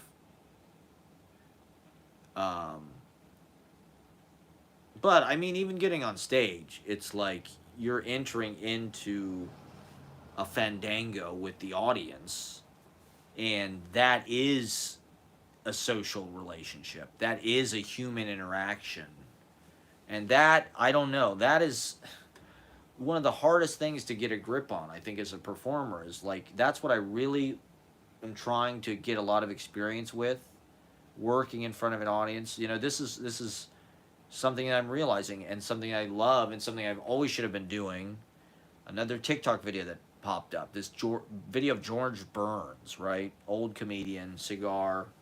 I don't know if people know who he is now, but when I was a kid, he was like 100 years old or something. He was still kind of around. George Burns. He's in the movie Oh God, and I think he's in the Sunshine Boys. But he's like, he would have gone into show business even if he was bad, even if the audience didn't like him, because he just wanted to be on stage. He wanted to be in show business. And, luckily he said the audience taught them how to do it. He said he met Gracie Allen and he could tell people just, he said he was in an elevator with her and like everything she said just made people laugh. They thought it was a joke. So he thought she's funny. So he's like, I'll give her all the laugh lines, and people just love her. They gravitate towards her, and so he figured out, the audience kind of told them that, what they were reacting to. I think that is something that like you learn through these performances, is you learn like what the audience, they kind of put it together for you. What works, what they like. I don't know. That's the theory anyway. I mean, we live in such a fucking online thing now that like does it even matter to do live? I mean, it is kind of like just this cosplay, I guess. We get together, with 40 people in a room every week or however many, and perform for each other. And I put it online and I try to show it to other people, but like is it just a mutual trade of attention or something? It's a communism of attention.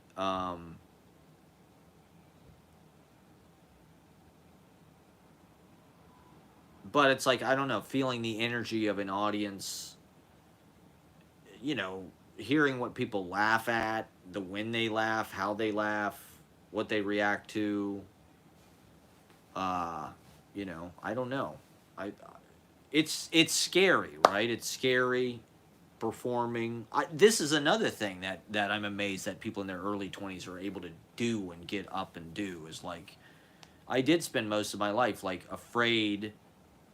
I didn't know what to do in front of an audience, because it was like, what do I do? Do I write movies? Do I write songs? Do I perform as a musician? I didn't even dare try stand-up comedy because it just felt too scary, And also, it's just such a bland, for as popular as, for like as much of a boom as it's sort of going through. It does feel like, it just doesn't. It's like the blind leading the blind. It's like everybody's trying to do the wrong thing. Everybody's trying to write these jokes that are like formula. It's like good jokes. Everybody's trying to write good jokes. It's like, who gives a fuck about this? Just be funny. Write funny jokes. How about that? Like, be actually funny. Comedy has become like this cool thing that it's like, oh, I'm gonna be like a comedy writer. I'm like a stand-up and like Pete Davidson. Write some roast jokes. Yeah, so I was watching, I don't know if people know who Phil Hartman is anymore, but they did a tribute to Phil Hartman on the Saturday Night Live podcast. And, I mean, Phil Hartman was such like a huge part of my childhood. Right? That's what everybody says. It was my childhood, right? Phil Hartman. He was on The Simpsons. He was Troy McClure. He was Lionel Hutz. He was the monorail salesman. And then, of course, he was on Saturday Night Live. He was Frankenstein and Charlton Heston.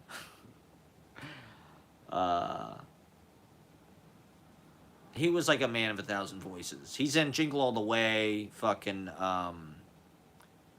Man of the House with Sinbad. He's just hilarious. He's one of those performers. He wrote Pee-wee. He co-wrote Pee-wee's Big Adventure. Yeah, we would imitate his voices and shit. I remember when he was on Third Rock from the Sun, he had a fucking guest spot. He was like oh yeah!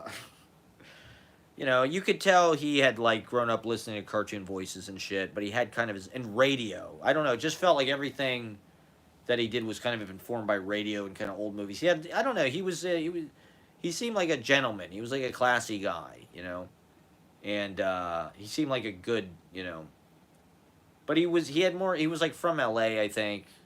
He had kind of more of that. He was like in the Groundlings.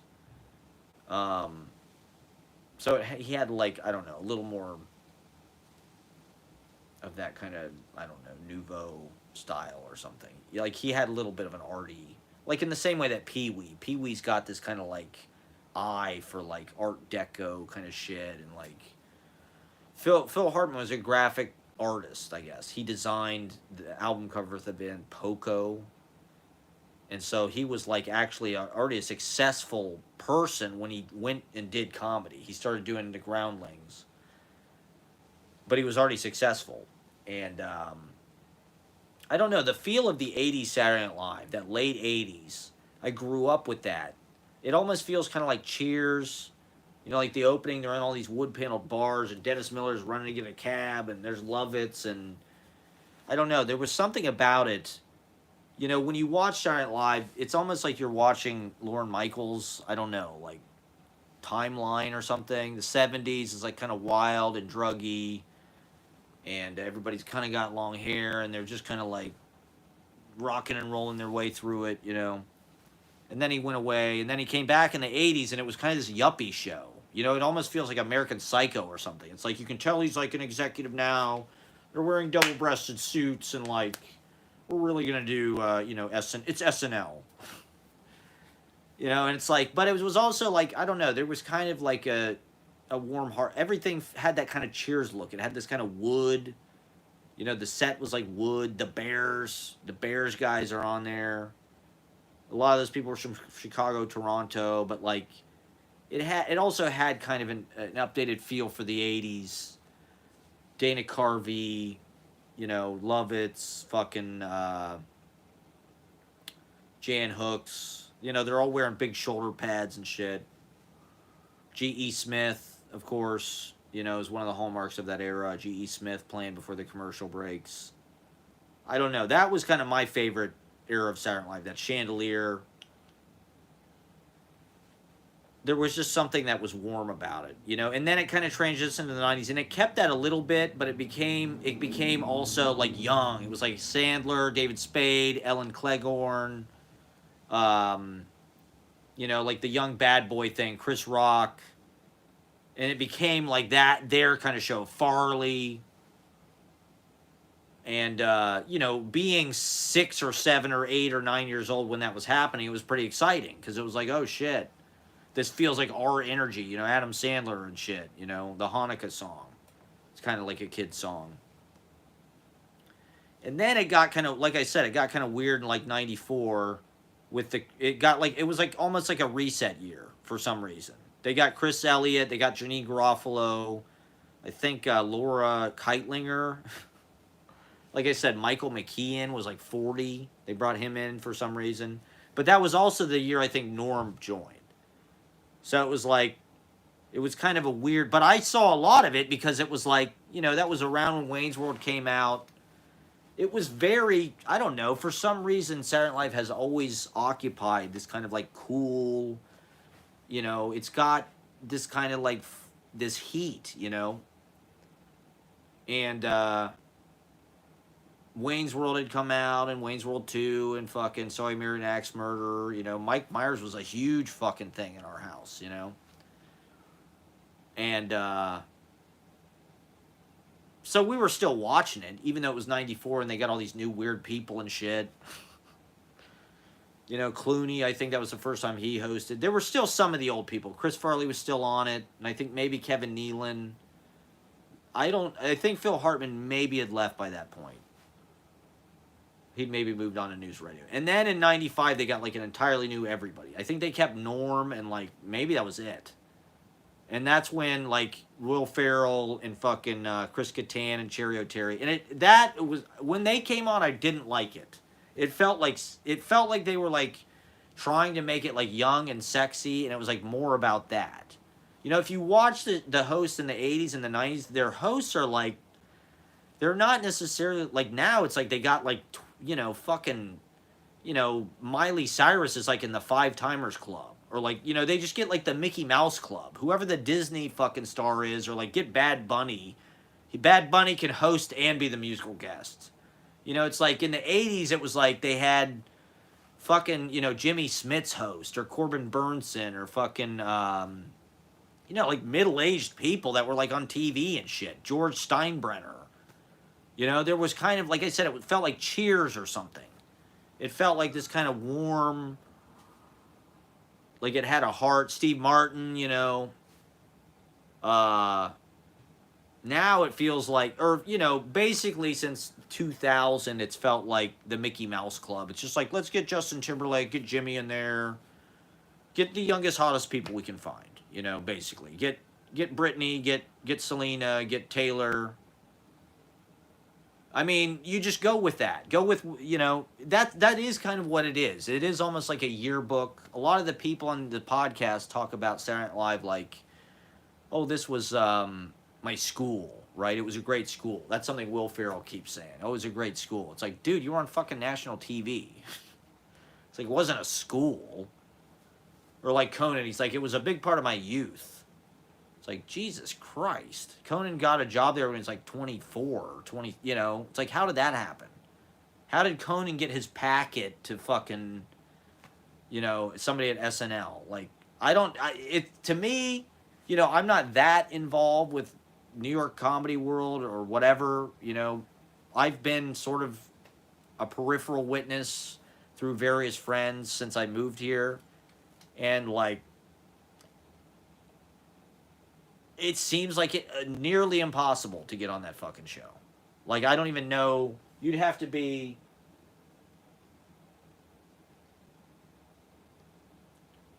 at this point, I don't even know. It just feels like you'd have to be super viral or something. Those Please Don't Destroy guys I saw, they're having a movie come out. They're like the new Lonely Island. It looks kind of shitty. I think they're somebody's kid. I think they're like Jim Downey's kid or something. I think one of them is Jim Downey's kid. I mean, they went viral on TikTok or something. They made, once again, they made these videos that were like very, you know, they went viral. So I'm sure the Saturday Night Live producers were like, oh, it's Jim Downey's kid and it's got 1 million views. Well, let's book them on the show. It's like,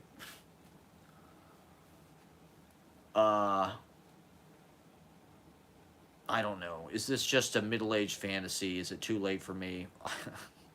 Is it gross that I like want to be on Saturday Night Live so bad?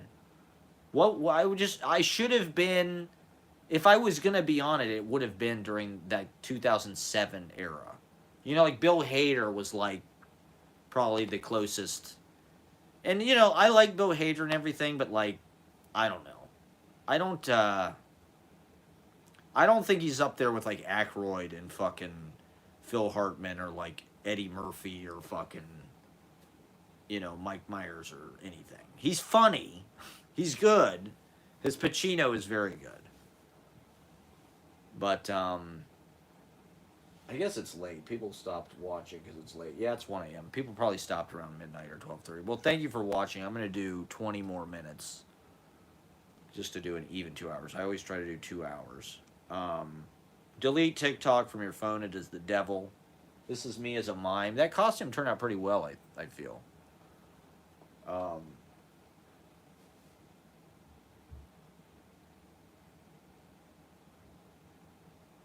You know, I don't know. This is one reason why I do shitloads of impersonations in my act. See, like, I feel like the Charles Grodin thing would have been funny in, like, 2008. Every time I come up with a joke, I'm like, oh, that would have been really funny in 2008. But now it's like, somebody else probably already did it, or, like, the culture has just moved on, like, 2 times since then. People's sense of humor is so fucking different now. I don't know. Like, are people on Saturday Night Live really going to love my Charles Grodin or my Mr. Feeney impression? I don't know. Maybe I could be like the Colin Quinn. You know, like the elder kind of just like oratory guy. I don't know. I guess it's not even, it's stupid to talk about. It's kind of pathetic and lame to talk about. What else? Anything else in these last 20 minutes?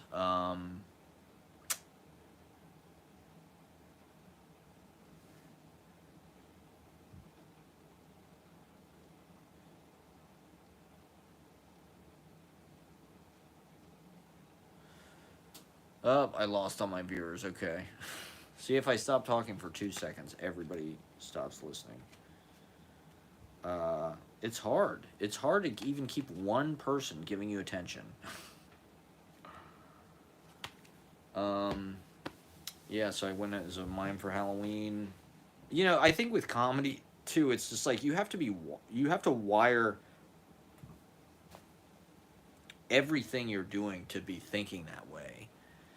Or at least like, you know, if you're going to work on that, like you actually have to be devoting like a large part of your mind to be thinking about like, oh, this would be a funny bit, or how do I turn this into a bit? How do I write this? You know, I have spent, like I said, most of my adult life. I mean, look at me. I'm surrounded by poetry books, right? And I'm not, you know, I'm not trying to, I'm not like backing out of poetry or anything. You know, poetry is the foundation of everything that I do.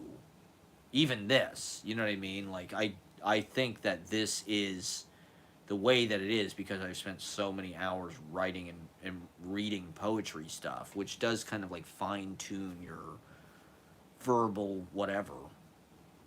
And you know, with comedy, it is just like a little more poopy. It's a little more poopy pants, you know. And I'm an adult. I think our culture is like a little too much in the poopy pants world, and like things. You know, America should have huge artists. You know, where are the giants? You know, where are the Rauschenbergs? Where are the Jasper? Well, Jasper Johnson's still alive. I mean, I do think Lorne Michaels is kind of I mean, he's Canadian, but you know, Saturday Night Live is like a unique. It's simple, but it's the frame rate. I'm sure that he was a fan of Sid Caesar. I feel like a lot of the early stuff reminds me of Sid Caesar, and I think the reason why I wanted to do live from New York was because that's what Sid Caesar. It was a sketch comedy show live from. I don't know if they filmed it at Rockefeller Center, but it was Midtown. And to me, that's still the most exciting thing, right? So like this is the weekly live show from New York, broadcasting out, you know, trying to, it's a showcase, you know, it's an America's Got Talent. Um,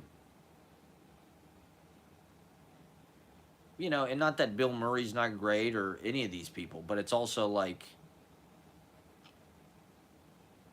you know, where's the love for Ted Berrigan? Where's the love for Alice Notley? Where's their place? You know, where's their Saturday Night Live? Where's their best of tapes?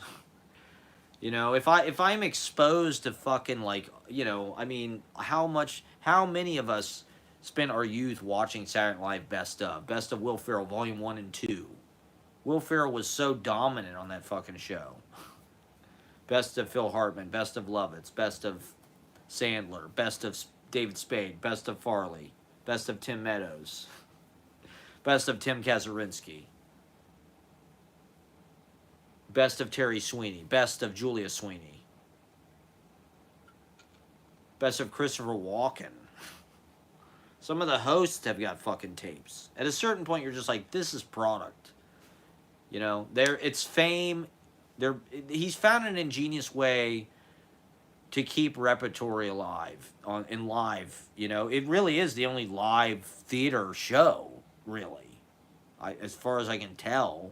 Maybe the Tonight Show or something, but Saturday Night Live is exclusively skits and live plays. It's like little plays you put on for your parents or something. I think that's one reason why I liked it so much as a kid. It's like you can do that, you know. They're like 10-minute plays, basically. But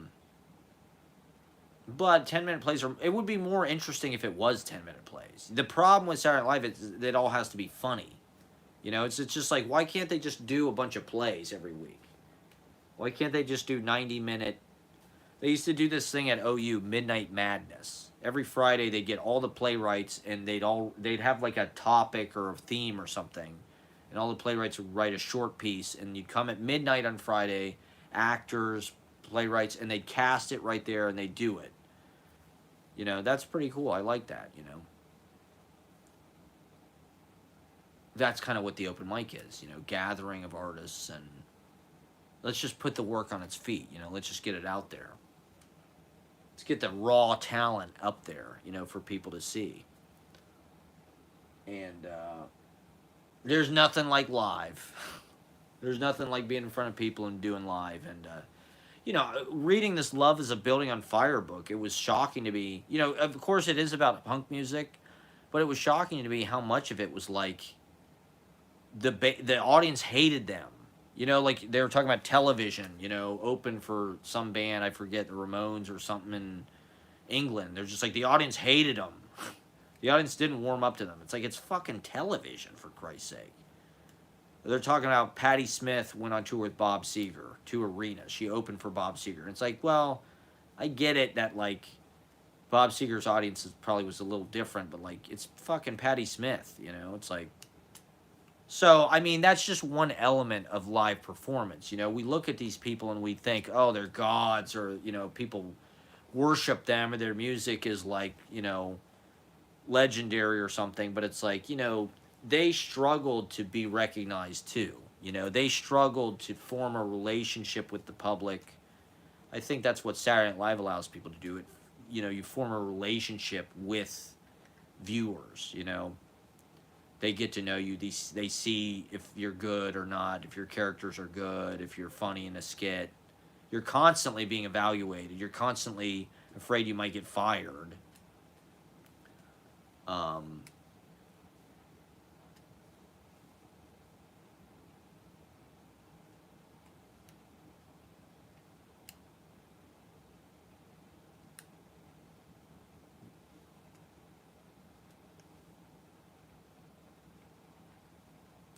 What the fuck was I just talking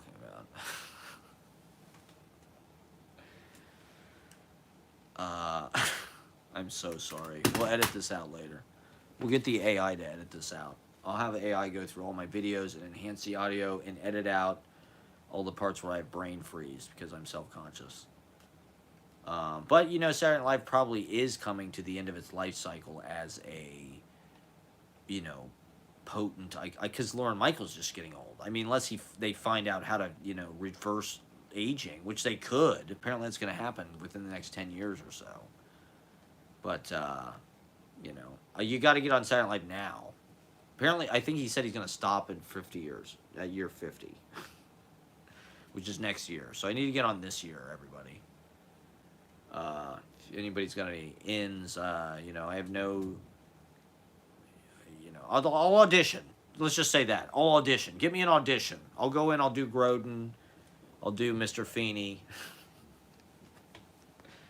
I'll do John Giorno. What the fuck was I just talking about?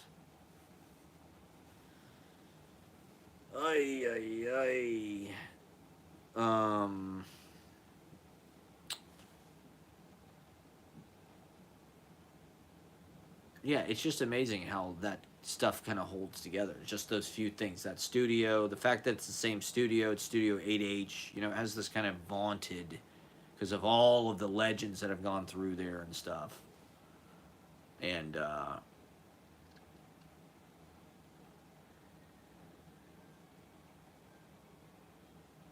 don't know. It's just like everybody's desperately clawing for any kind of career that we can get. I don't know what the hell to do. I'm a 38-year-old child. What do I do? Go back to college, get a master's degree, try to become a teacher. The economy is being drained. Everything's so expensive, you can't buy a house. What is the rest of our life going to look like, right? What do we live for? If I can't get on Saturday Night Live, is the second half of my life going to be some kind of weird, like, well, I didn't make it. I didn't become, I moved to New York to make it or whatever. It didn't happen. I hung in there too long till I was 40, stinking up the place. I don't know. I mean, I like my life as an artist. I like the things that I put out. They are a lot of like self-excusing, kind of lazy methods. But it's too late. It's just my natural tendency. I don't know.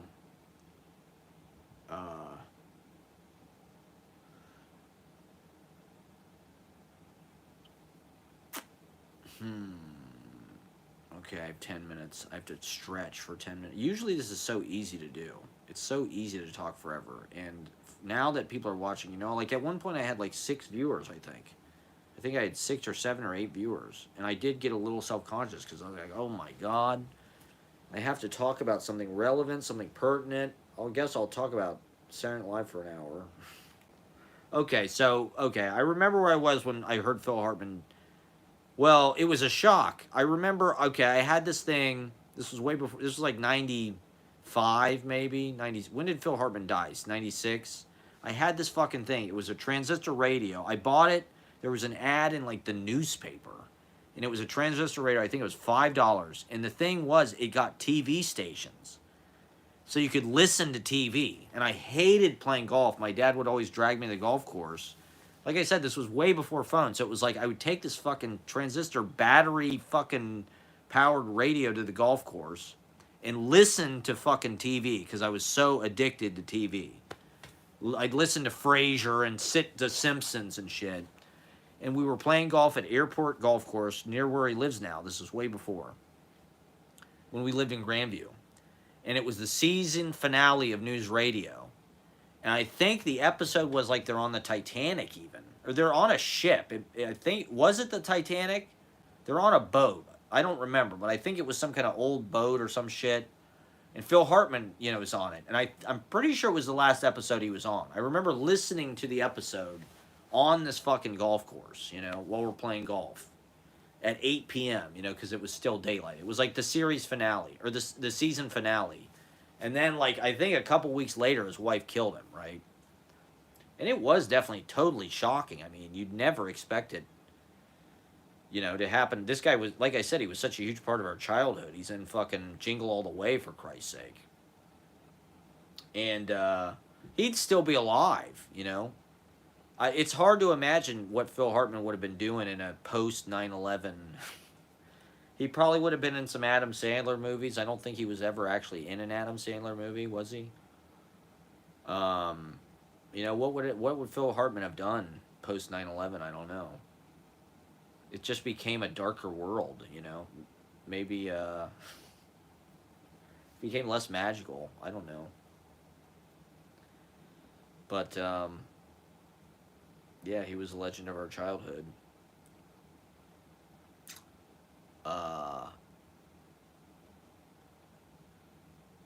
I'd like to invite the referee to go have sex with himself. Yeah, okay. 7 more minutes. Yeah, I know this is not what you want to hear on a podcast, but look, I'm self-broadcasting here. Let's see you talk for 2 hours straight. I just did one yesterday. Yeah, here's the cabaret. I don't know. I'm trying to make us all famous, like Andy Warhol, where this is the factory, If one of us gets famous, we'll all get famous. Maybe people don't want to be famous. I don't know. It just doesn't seem like there's any other way. In this country, it's like if you want to make a living, you have to be famous, It's like you make a living off your name. That's what people pay for. Just like, it's just a brand. It's another brand experience. Just like Broadway is all the celebrities. It's like you have to become a household name, just like Clorox or Kleenex or Clooney or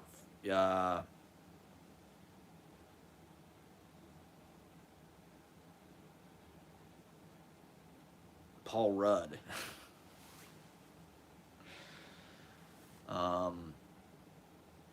You got to get in some movie. It does happen on a person to person level. People like James Franco because he's in fucking Spider-Man and he's in Pineapple Express, right? So many people see Pineapple Express on fucking TV, and it's like all you have to do is make a person laugh. That's what happens as an entertainer. It's like if you make somebody feel something when you're up there, they're going to remember, oh, that guy was good. Oh, I like that guy. And they're going to take that with them. And, like, that's how you become a fucking name, I guess, I don't know. It just feels like rubbing, I don't know how to make a fire. You rub 2 sticks together and nothing happens. I don't know. I've never known how to do anything. I don't know how to work out and get muscles. You know, I've always did push-ups. I never got muscles. I never had a six-pack. Um, Results, I'm not sure. I don't know how to actually apply, you know, oh God, I'm bombing. I'm bombing on my own live stream. I'm puttering out. I'm running in on fumes. Well, it is late. I'm tired. I have a toothache, sort of, and my fear for my life. Yeah, so I'm worried about what I'm gonna have to do to fix my teeth. You know, I'm worried that they're gonna have to do some real weird, uh, you know, I don't know. I want to get it over with as quickly and painlessly as possible, obviously, so I can get back to my work, entertaining the people, and I don't know. I don't know how to take it to the next level. I do feel like I'm in a pit or something, like I'm in a hole where I'm doing this show, and I love doing the show, and it's still great, and it's still exciting and a lot of people, but it's like, it's also like it's not the honeymoon period anymore, and you know, I am like, how am I going to keep it going? Have I tapped out all the performers in the city? You know, has every single person come through by this point? Kind of. I don't know. How many performers are there? I got, you know, 2,200 followers. You know, how many, I don't know. How many more are out there? How many more people can we run through the ringer, you know, and grind out? I feel bad, you know, I mean, I'd like to have more character. You know, I think people during the first few months of this just thought, wow, this guy's super nice. He's like doing all this for us and doing this nice thing to like put people on stage. And then there became a period where I complained, right? And so people thought, oh, this guy's just in it for himself. He's just a narcissist, blah, blah, blah. And I don't know. I don't know if that's what people think, but I feel like I haven't really been as good to people probably as I should have. And they sense that, you know, people don't want to feel like they're being used or like it's just all about you. You're using them to prop yourself up, which I'm not. I mean, I genuinely, you know, enjoy doing it a lot. It is kind of the show I would want to do actually, putting other people on, you know. Um,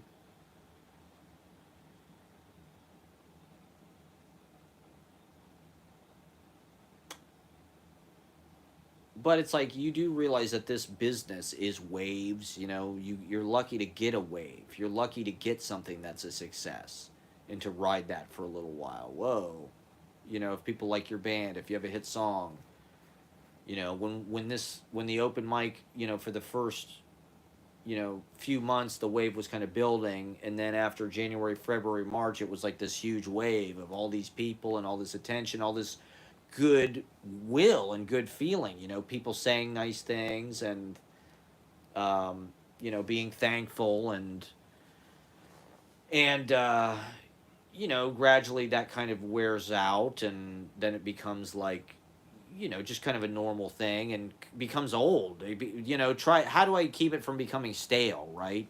With Saturday Night Live, they bring new people in every 5 years. You know, it's a whole new fucking cast or whatever. I think they know that they have to do that, and it's part of Saturday Night Life's job to sort of mark the eras. You know, this was the Maya Rudolph era, Kristen Wiig. You know, this was the fucking, you know.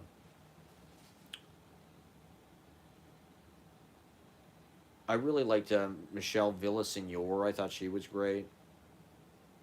Um, is that her name? And so I don't know with these themes. How do I keep it fresh? Is you know, at a certain point, maybe it will run its course, and that's fine. You know, I'm ready at any time to move on to the next thing, whatever the next thing may be. I love doing the show. I'll do it as long as it's, you know, as people want to do it, and it's fun.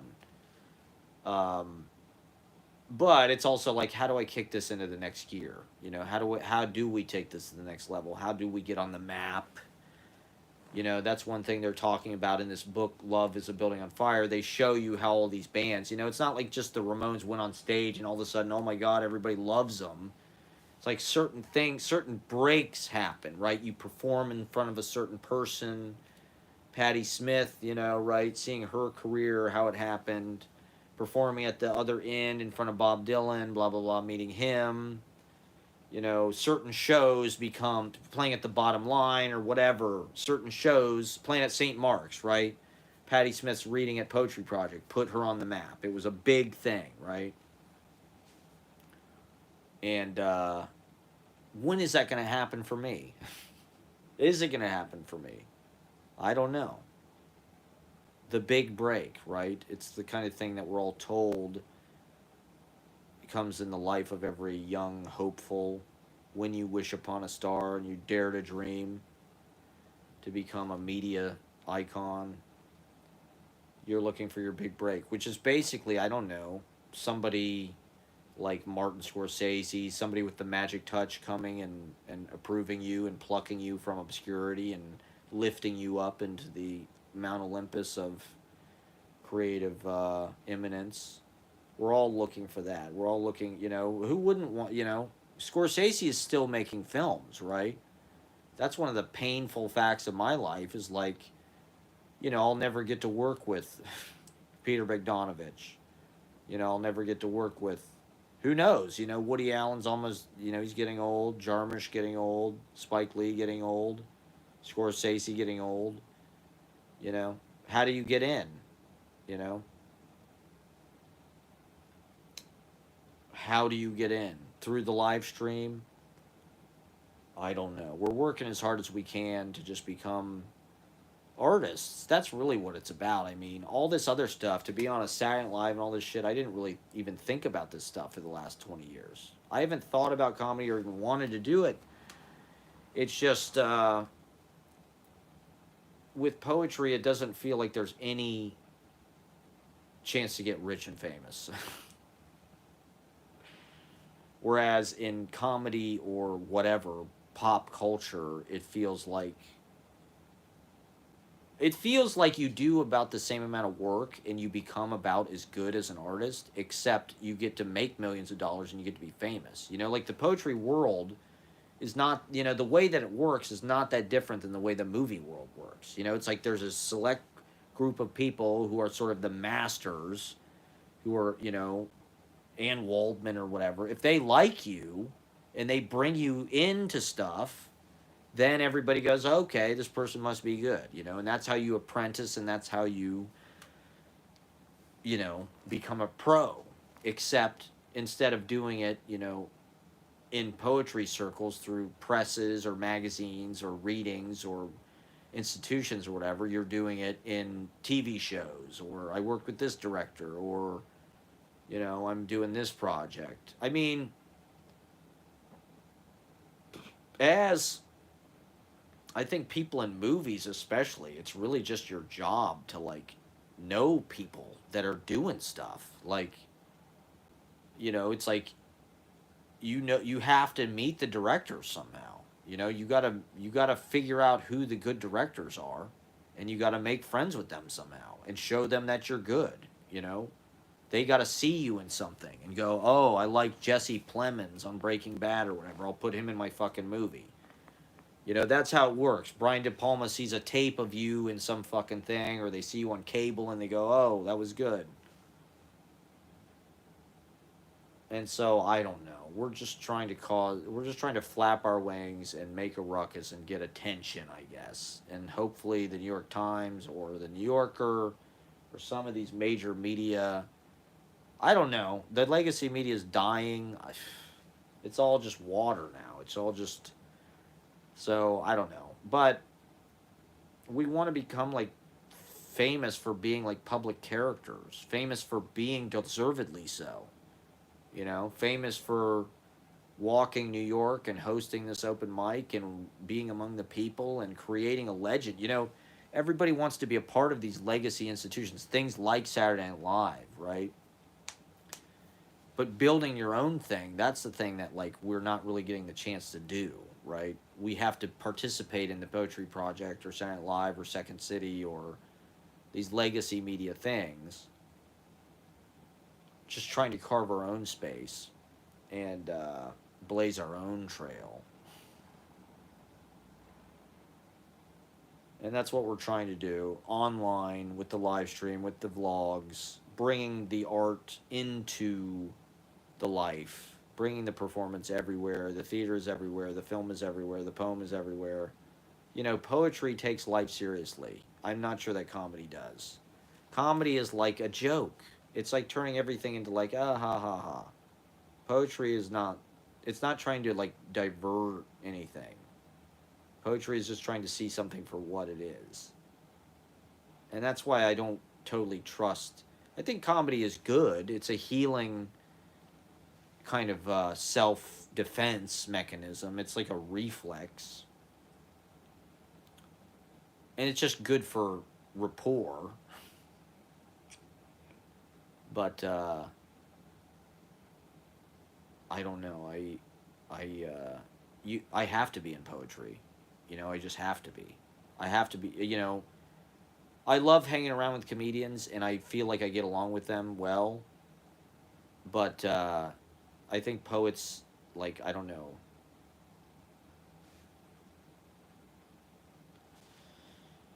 They're like weirdly not as wounded. They're kind of more. I don't know. I don't want to. I don't want to make a value judgment. I don't want to disparage anybody. You know, for like being a comedian or whatever. Uh, I don't know, man. I just. Oh God. I just want to have fun. I just want to.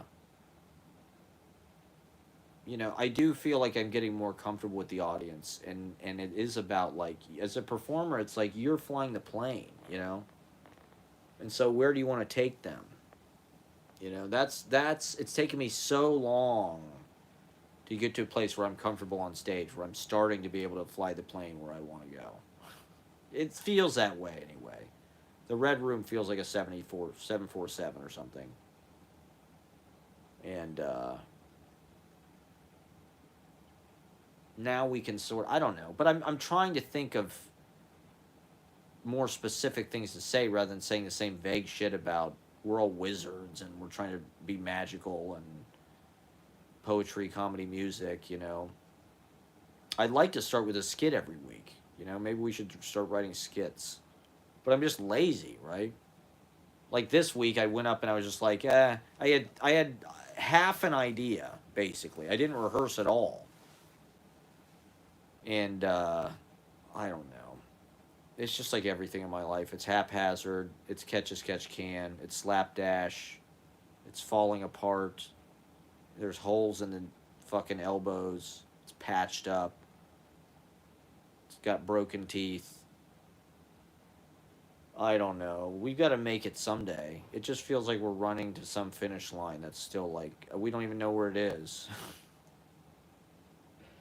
You're like we should have been there by now. Could it really possibly be still be ahead of us? There's no way.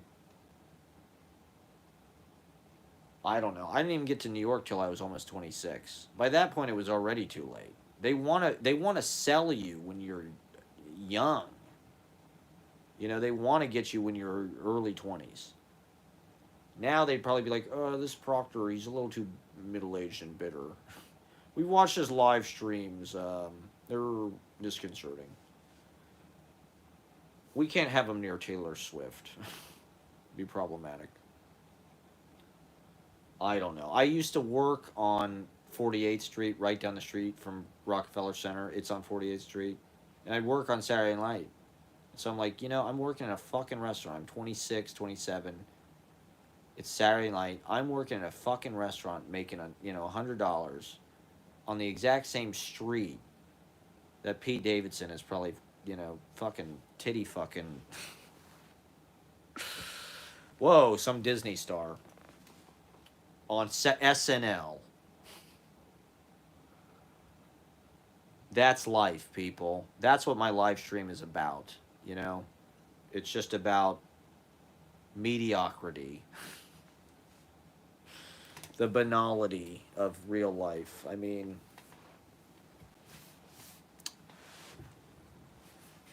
it's like Chekhov, right? The characters are all longing and desperate and just kind of trapped. You know, they're all trapped underneath their menial kind of labor, their position in life. They're never going to have what they want. They're never going to be who they want to be. You know, it's just all longing, it's all suffering, work, being indentured, working for rich people that, you know, treat you like you're their plaything. They're totally self-obsessed. How do we escape it? How do we make the dream come true? How do we become one of the lucky ones? Like Kid Rock. So Kid Rock was telling this story about he was on an elevator with Eminem and they looked at each other and they thought, sometimes they look at each other and they go, holy shit, it worked. You know, they start out in Detroit together. You know, and before you make it, you're just like, everybody just thinks, this guy doesn't have it, or he'll never make it, or I don't even know what I do. You know what I mean? I can't go and be like, here's my 45-minute stand-up comedy set, or here's my, you know, I'm not a good enough musician really to be professional. I wasted a lot of time doing that. But like everything in my life, it's really just it's a practice, and it's to bring fulfillment. You know, I think because I'm getting older, I'm getting caught up in all these achievements and all these things that have sort of passed me by. I really wasn't worried about that stuff. You know, for the last 15 years, I've had a nice time. To be honest, it's been an achievement in and of itself living the last 10 plus years with no job. You know, the fact that I've spent over 10 years as a videographer and basically writing poetry, walking around, traveling a little bit, and doing what I want to do, doing the projects that I want to do, making friends with people, living an artistic life, getting to know tons and tons of amazing people and living with them, learning from them. You know, the people that really taught me were people younger than me and my peers. You know, people I lived with, just saw what they were doing. I saw people who went to ETW. I saw people who did, you know, comedy in fucking New York. And so, I don't know. I blame the culture. I blame the people who run show business. You know who I'm talking about. Just kidding. I don't know. Hopefully we'll break through. Hopefully Rolling Stone magazine writes a puff piece about the rock and roll, punk rock open mic, keeping the East Village alive. In any case, thank you for watching. Like and subscribe. It's been quite a journey. The journey continues, you know. Doesn't matter whether you're playing to 8 people or 80,000. It's all show business. It's all performance. It's all you. You know, there's not that much difference between Madison Square Garden and open mic night. They're closer than you think, okay? Reach for the stars. You may end up grabbing one of them, catching one of them. Alright, good night. Watch some of my other videos. Watch last night's stream. There's more content. There's tons of content. It's just life. Life is the show. Life is the content. I figured that out, and I was satisfied with that, you know. I haven't really wanted to write scripted. What, am I going to write a skit? About what? What am I going to write a fucking... You want to see comedy? Watch fucking... Here's my audition for Saturday Night Live. System Lord. You want to see the best fucking improv group in New York? Watch System Lord. Go to any System Lord. You will see the funniest fucking thing happening in this city. Alright, well anyway, good night. God bless. And I'll probably live stream tomorrow, who knows. This is the new open mic. This is the new club, you know? The clubs, I want to be out there, I got to be with my people, but like I also want to be with my people online, if you know what I mean. You know, you're my people, so I need to visit. You know, I can touch more of the audience internationally. You know, I've got like 0.06% of people are watching like in Canada. I've got people in England. I've got people in I did have, I saw in my analytics, I did have some people from Israel. I had some people watching my live stream in Israel. So, you know, L'chaim and whatever the Palestinian equivalent of that is, I'm not sure. The Jewish run media has indoctrinated us with Fiddler on the Roof. Just kidding. I'm kidding. I kid. Yeah, we've got viewers in LA. We got thank you for watching. Thank you for tuning in. We love you. I'm sorry I'm a shitty person and a bad friend. I have a drug problem. I have toothache. I'm lazy. I'm struggling. I'm struggling as it is.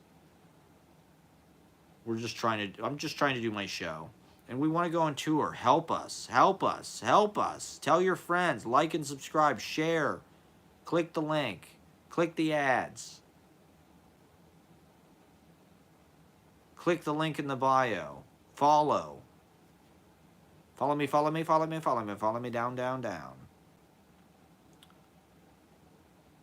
But not in real life, only online. Follow me online, not IRL. Okay, well, anyway. It's going to happen. Things are going to change. I can feel it soon. Any day now. Well, I don't know. I've been waiting to become famous since at least... I really thought I was probably going to become famous like in 2015. That's when it felt like, oh boy. That's when... That was like a wave. I was talking about waves earlier, right? They don't happen that often, but it's nice when you get one, right? It's like when people win an Academy Award or something. It's like some kind of, it's like a nice part of their life. It's like, holy shit, you know, people are calling me. And 2015, I started doing Scenes from My Life. I had just gotten it on public access, and we started doing the Slooge, and holy smokes. And it just felt like everything was like cooking. Felt like we were writing these incredible songs, and poetry was killing. The show was killing. Felt like, you know, that was before vlogs became like, you know, one of the top 10 professions. by according to U.S. Business and News. U.S. News and World Report. Vlogging, #1 profession in the United States. It's the last job. You're either a vlogger or Amazon delivery driver. You work in a warehouse. Yeah, so I don't know. I'm speaking. What else do we have? It's our culture's obsessed with it.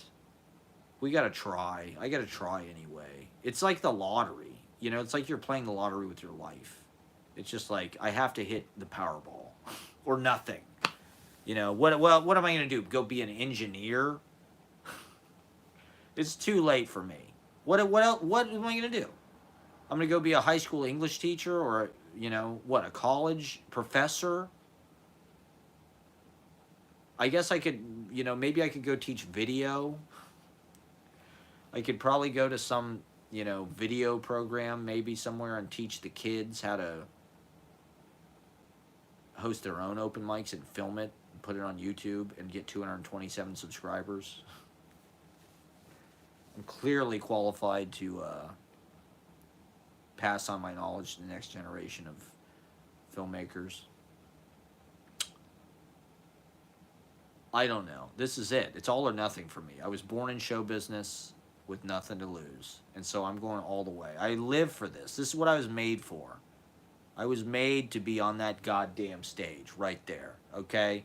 I was made to be on that goddamn stage. Okay?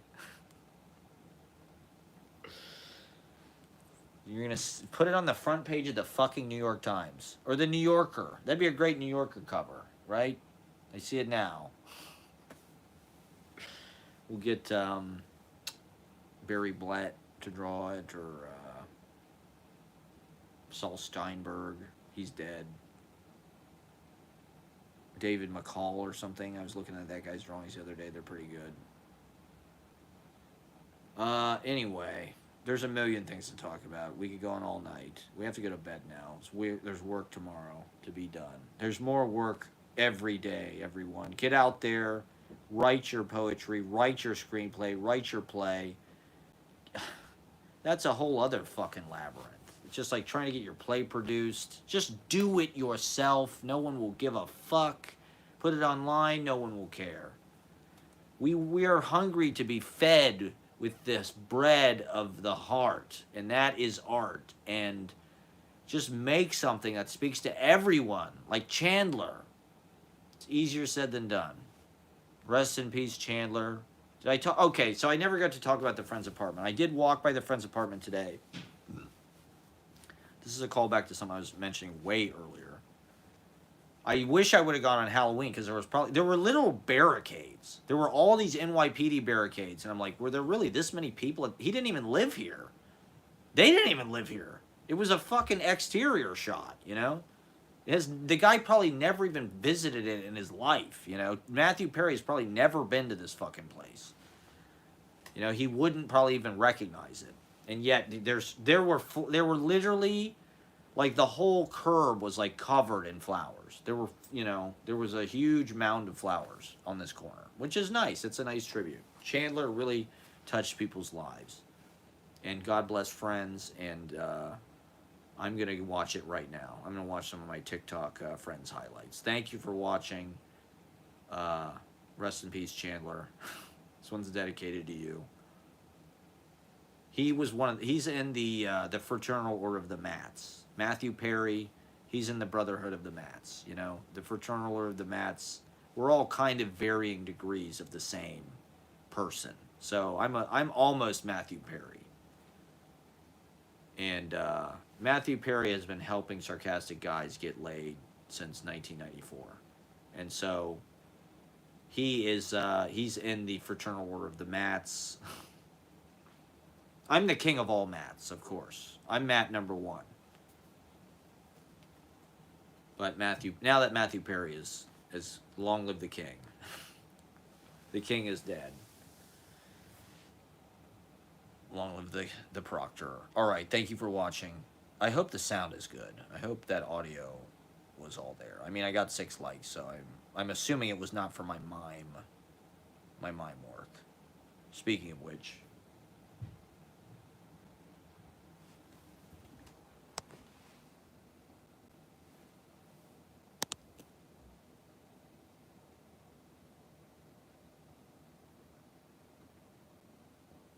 it's not a bad mime costume, really.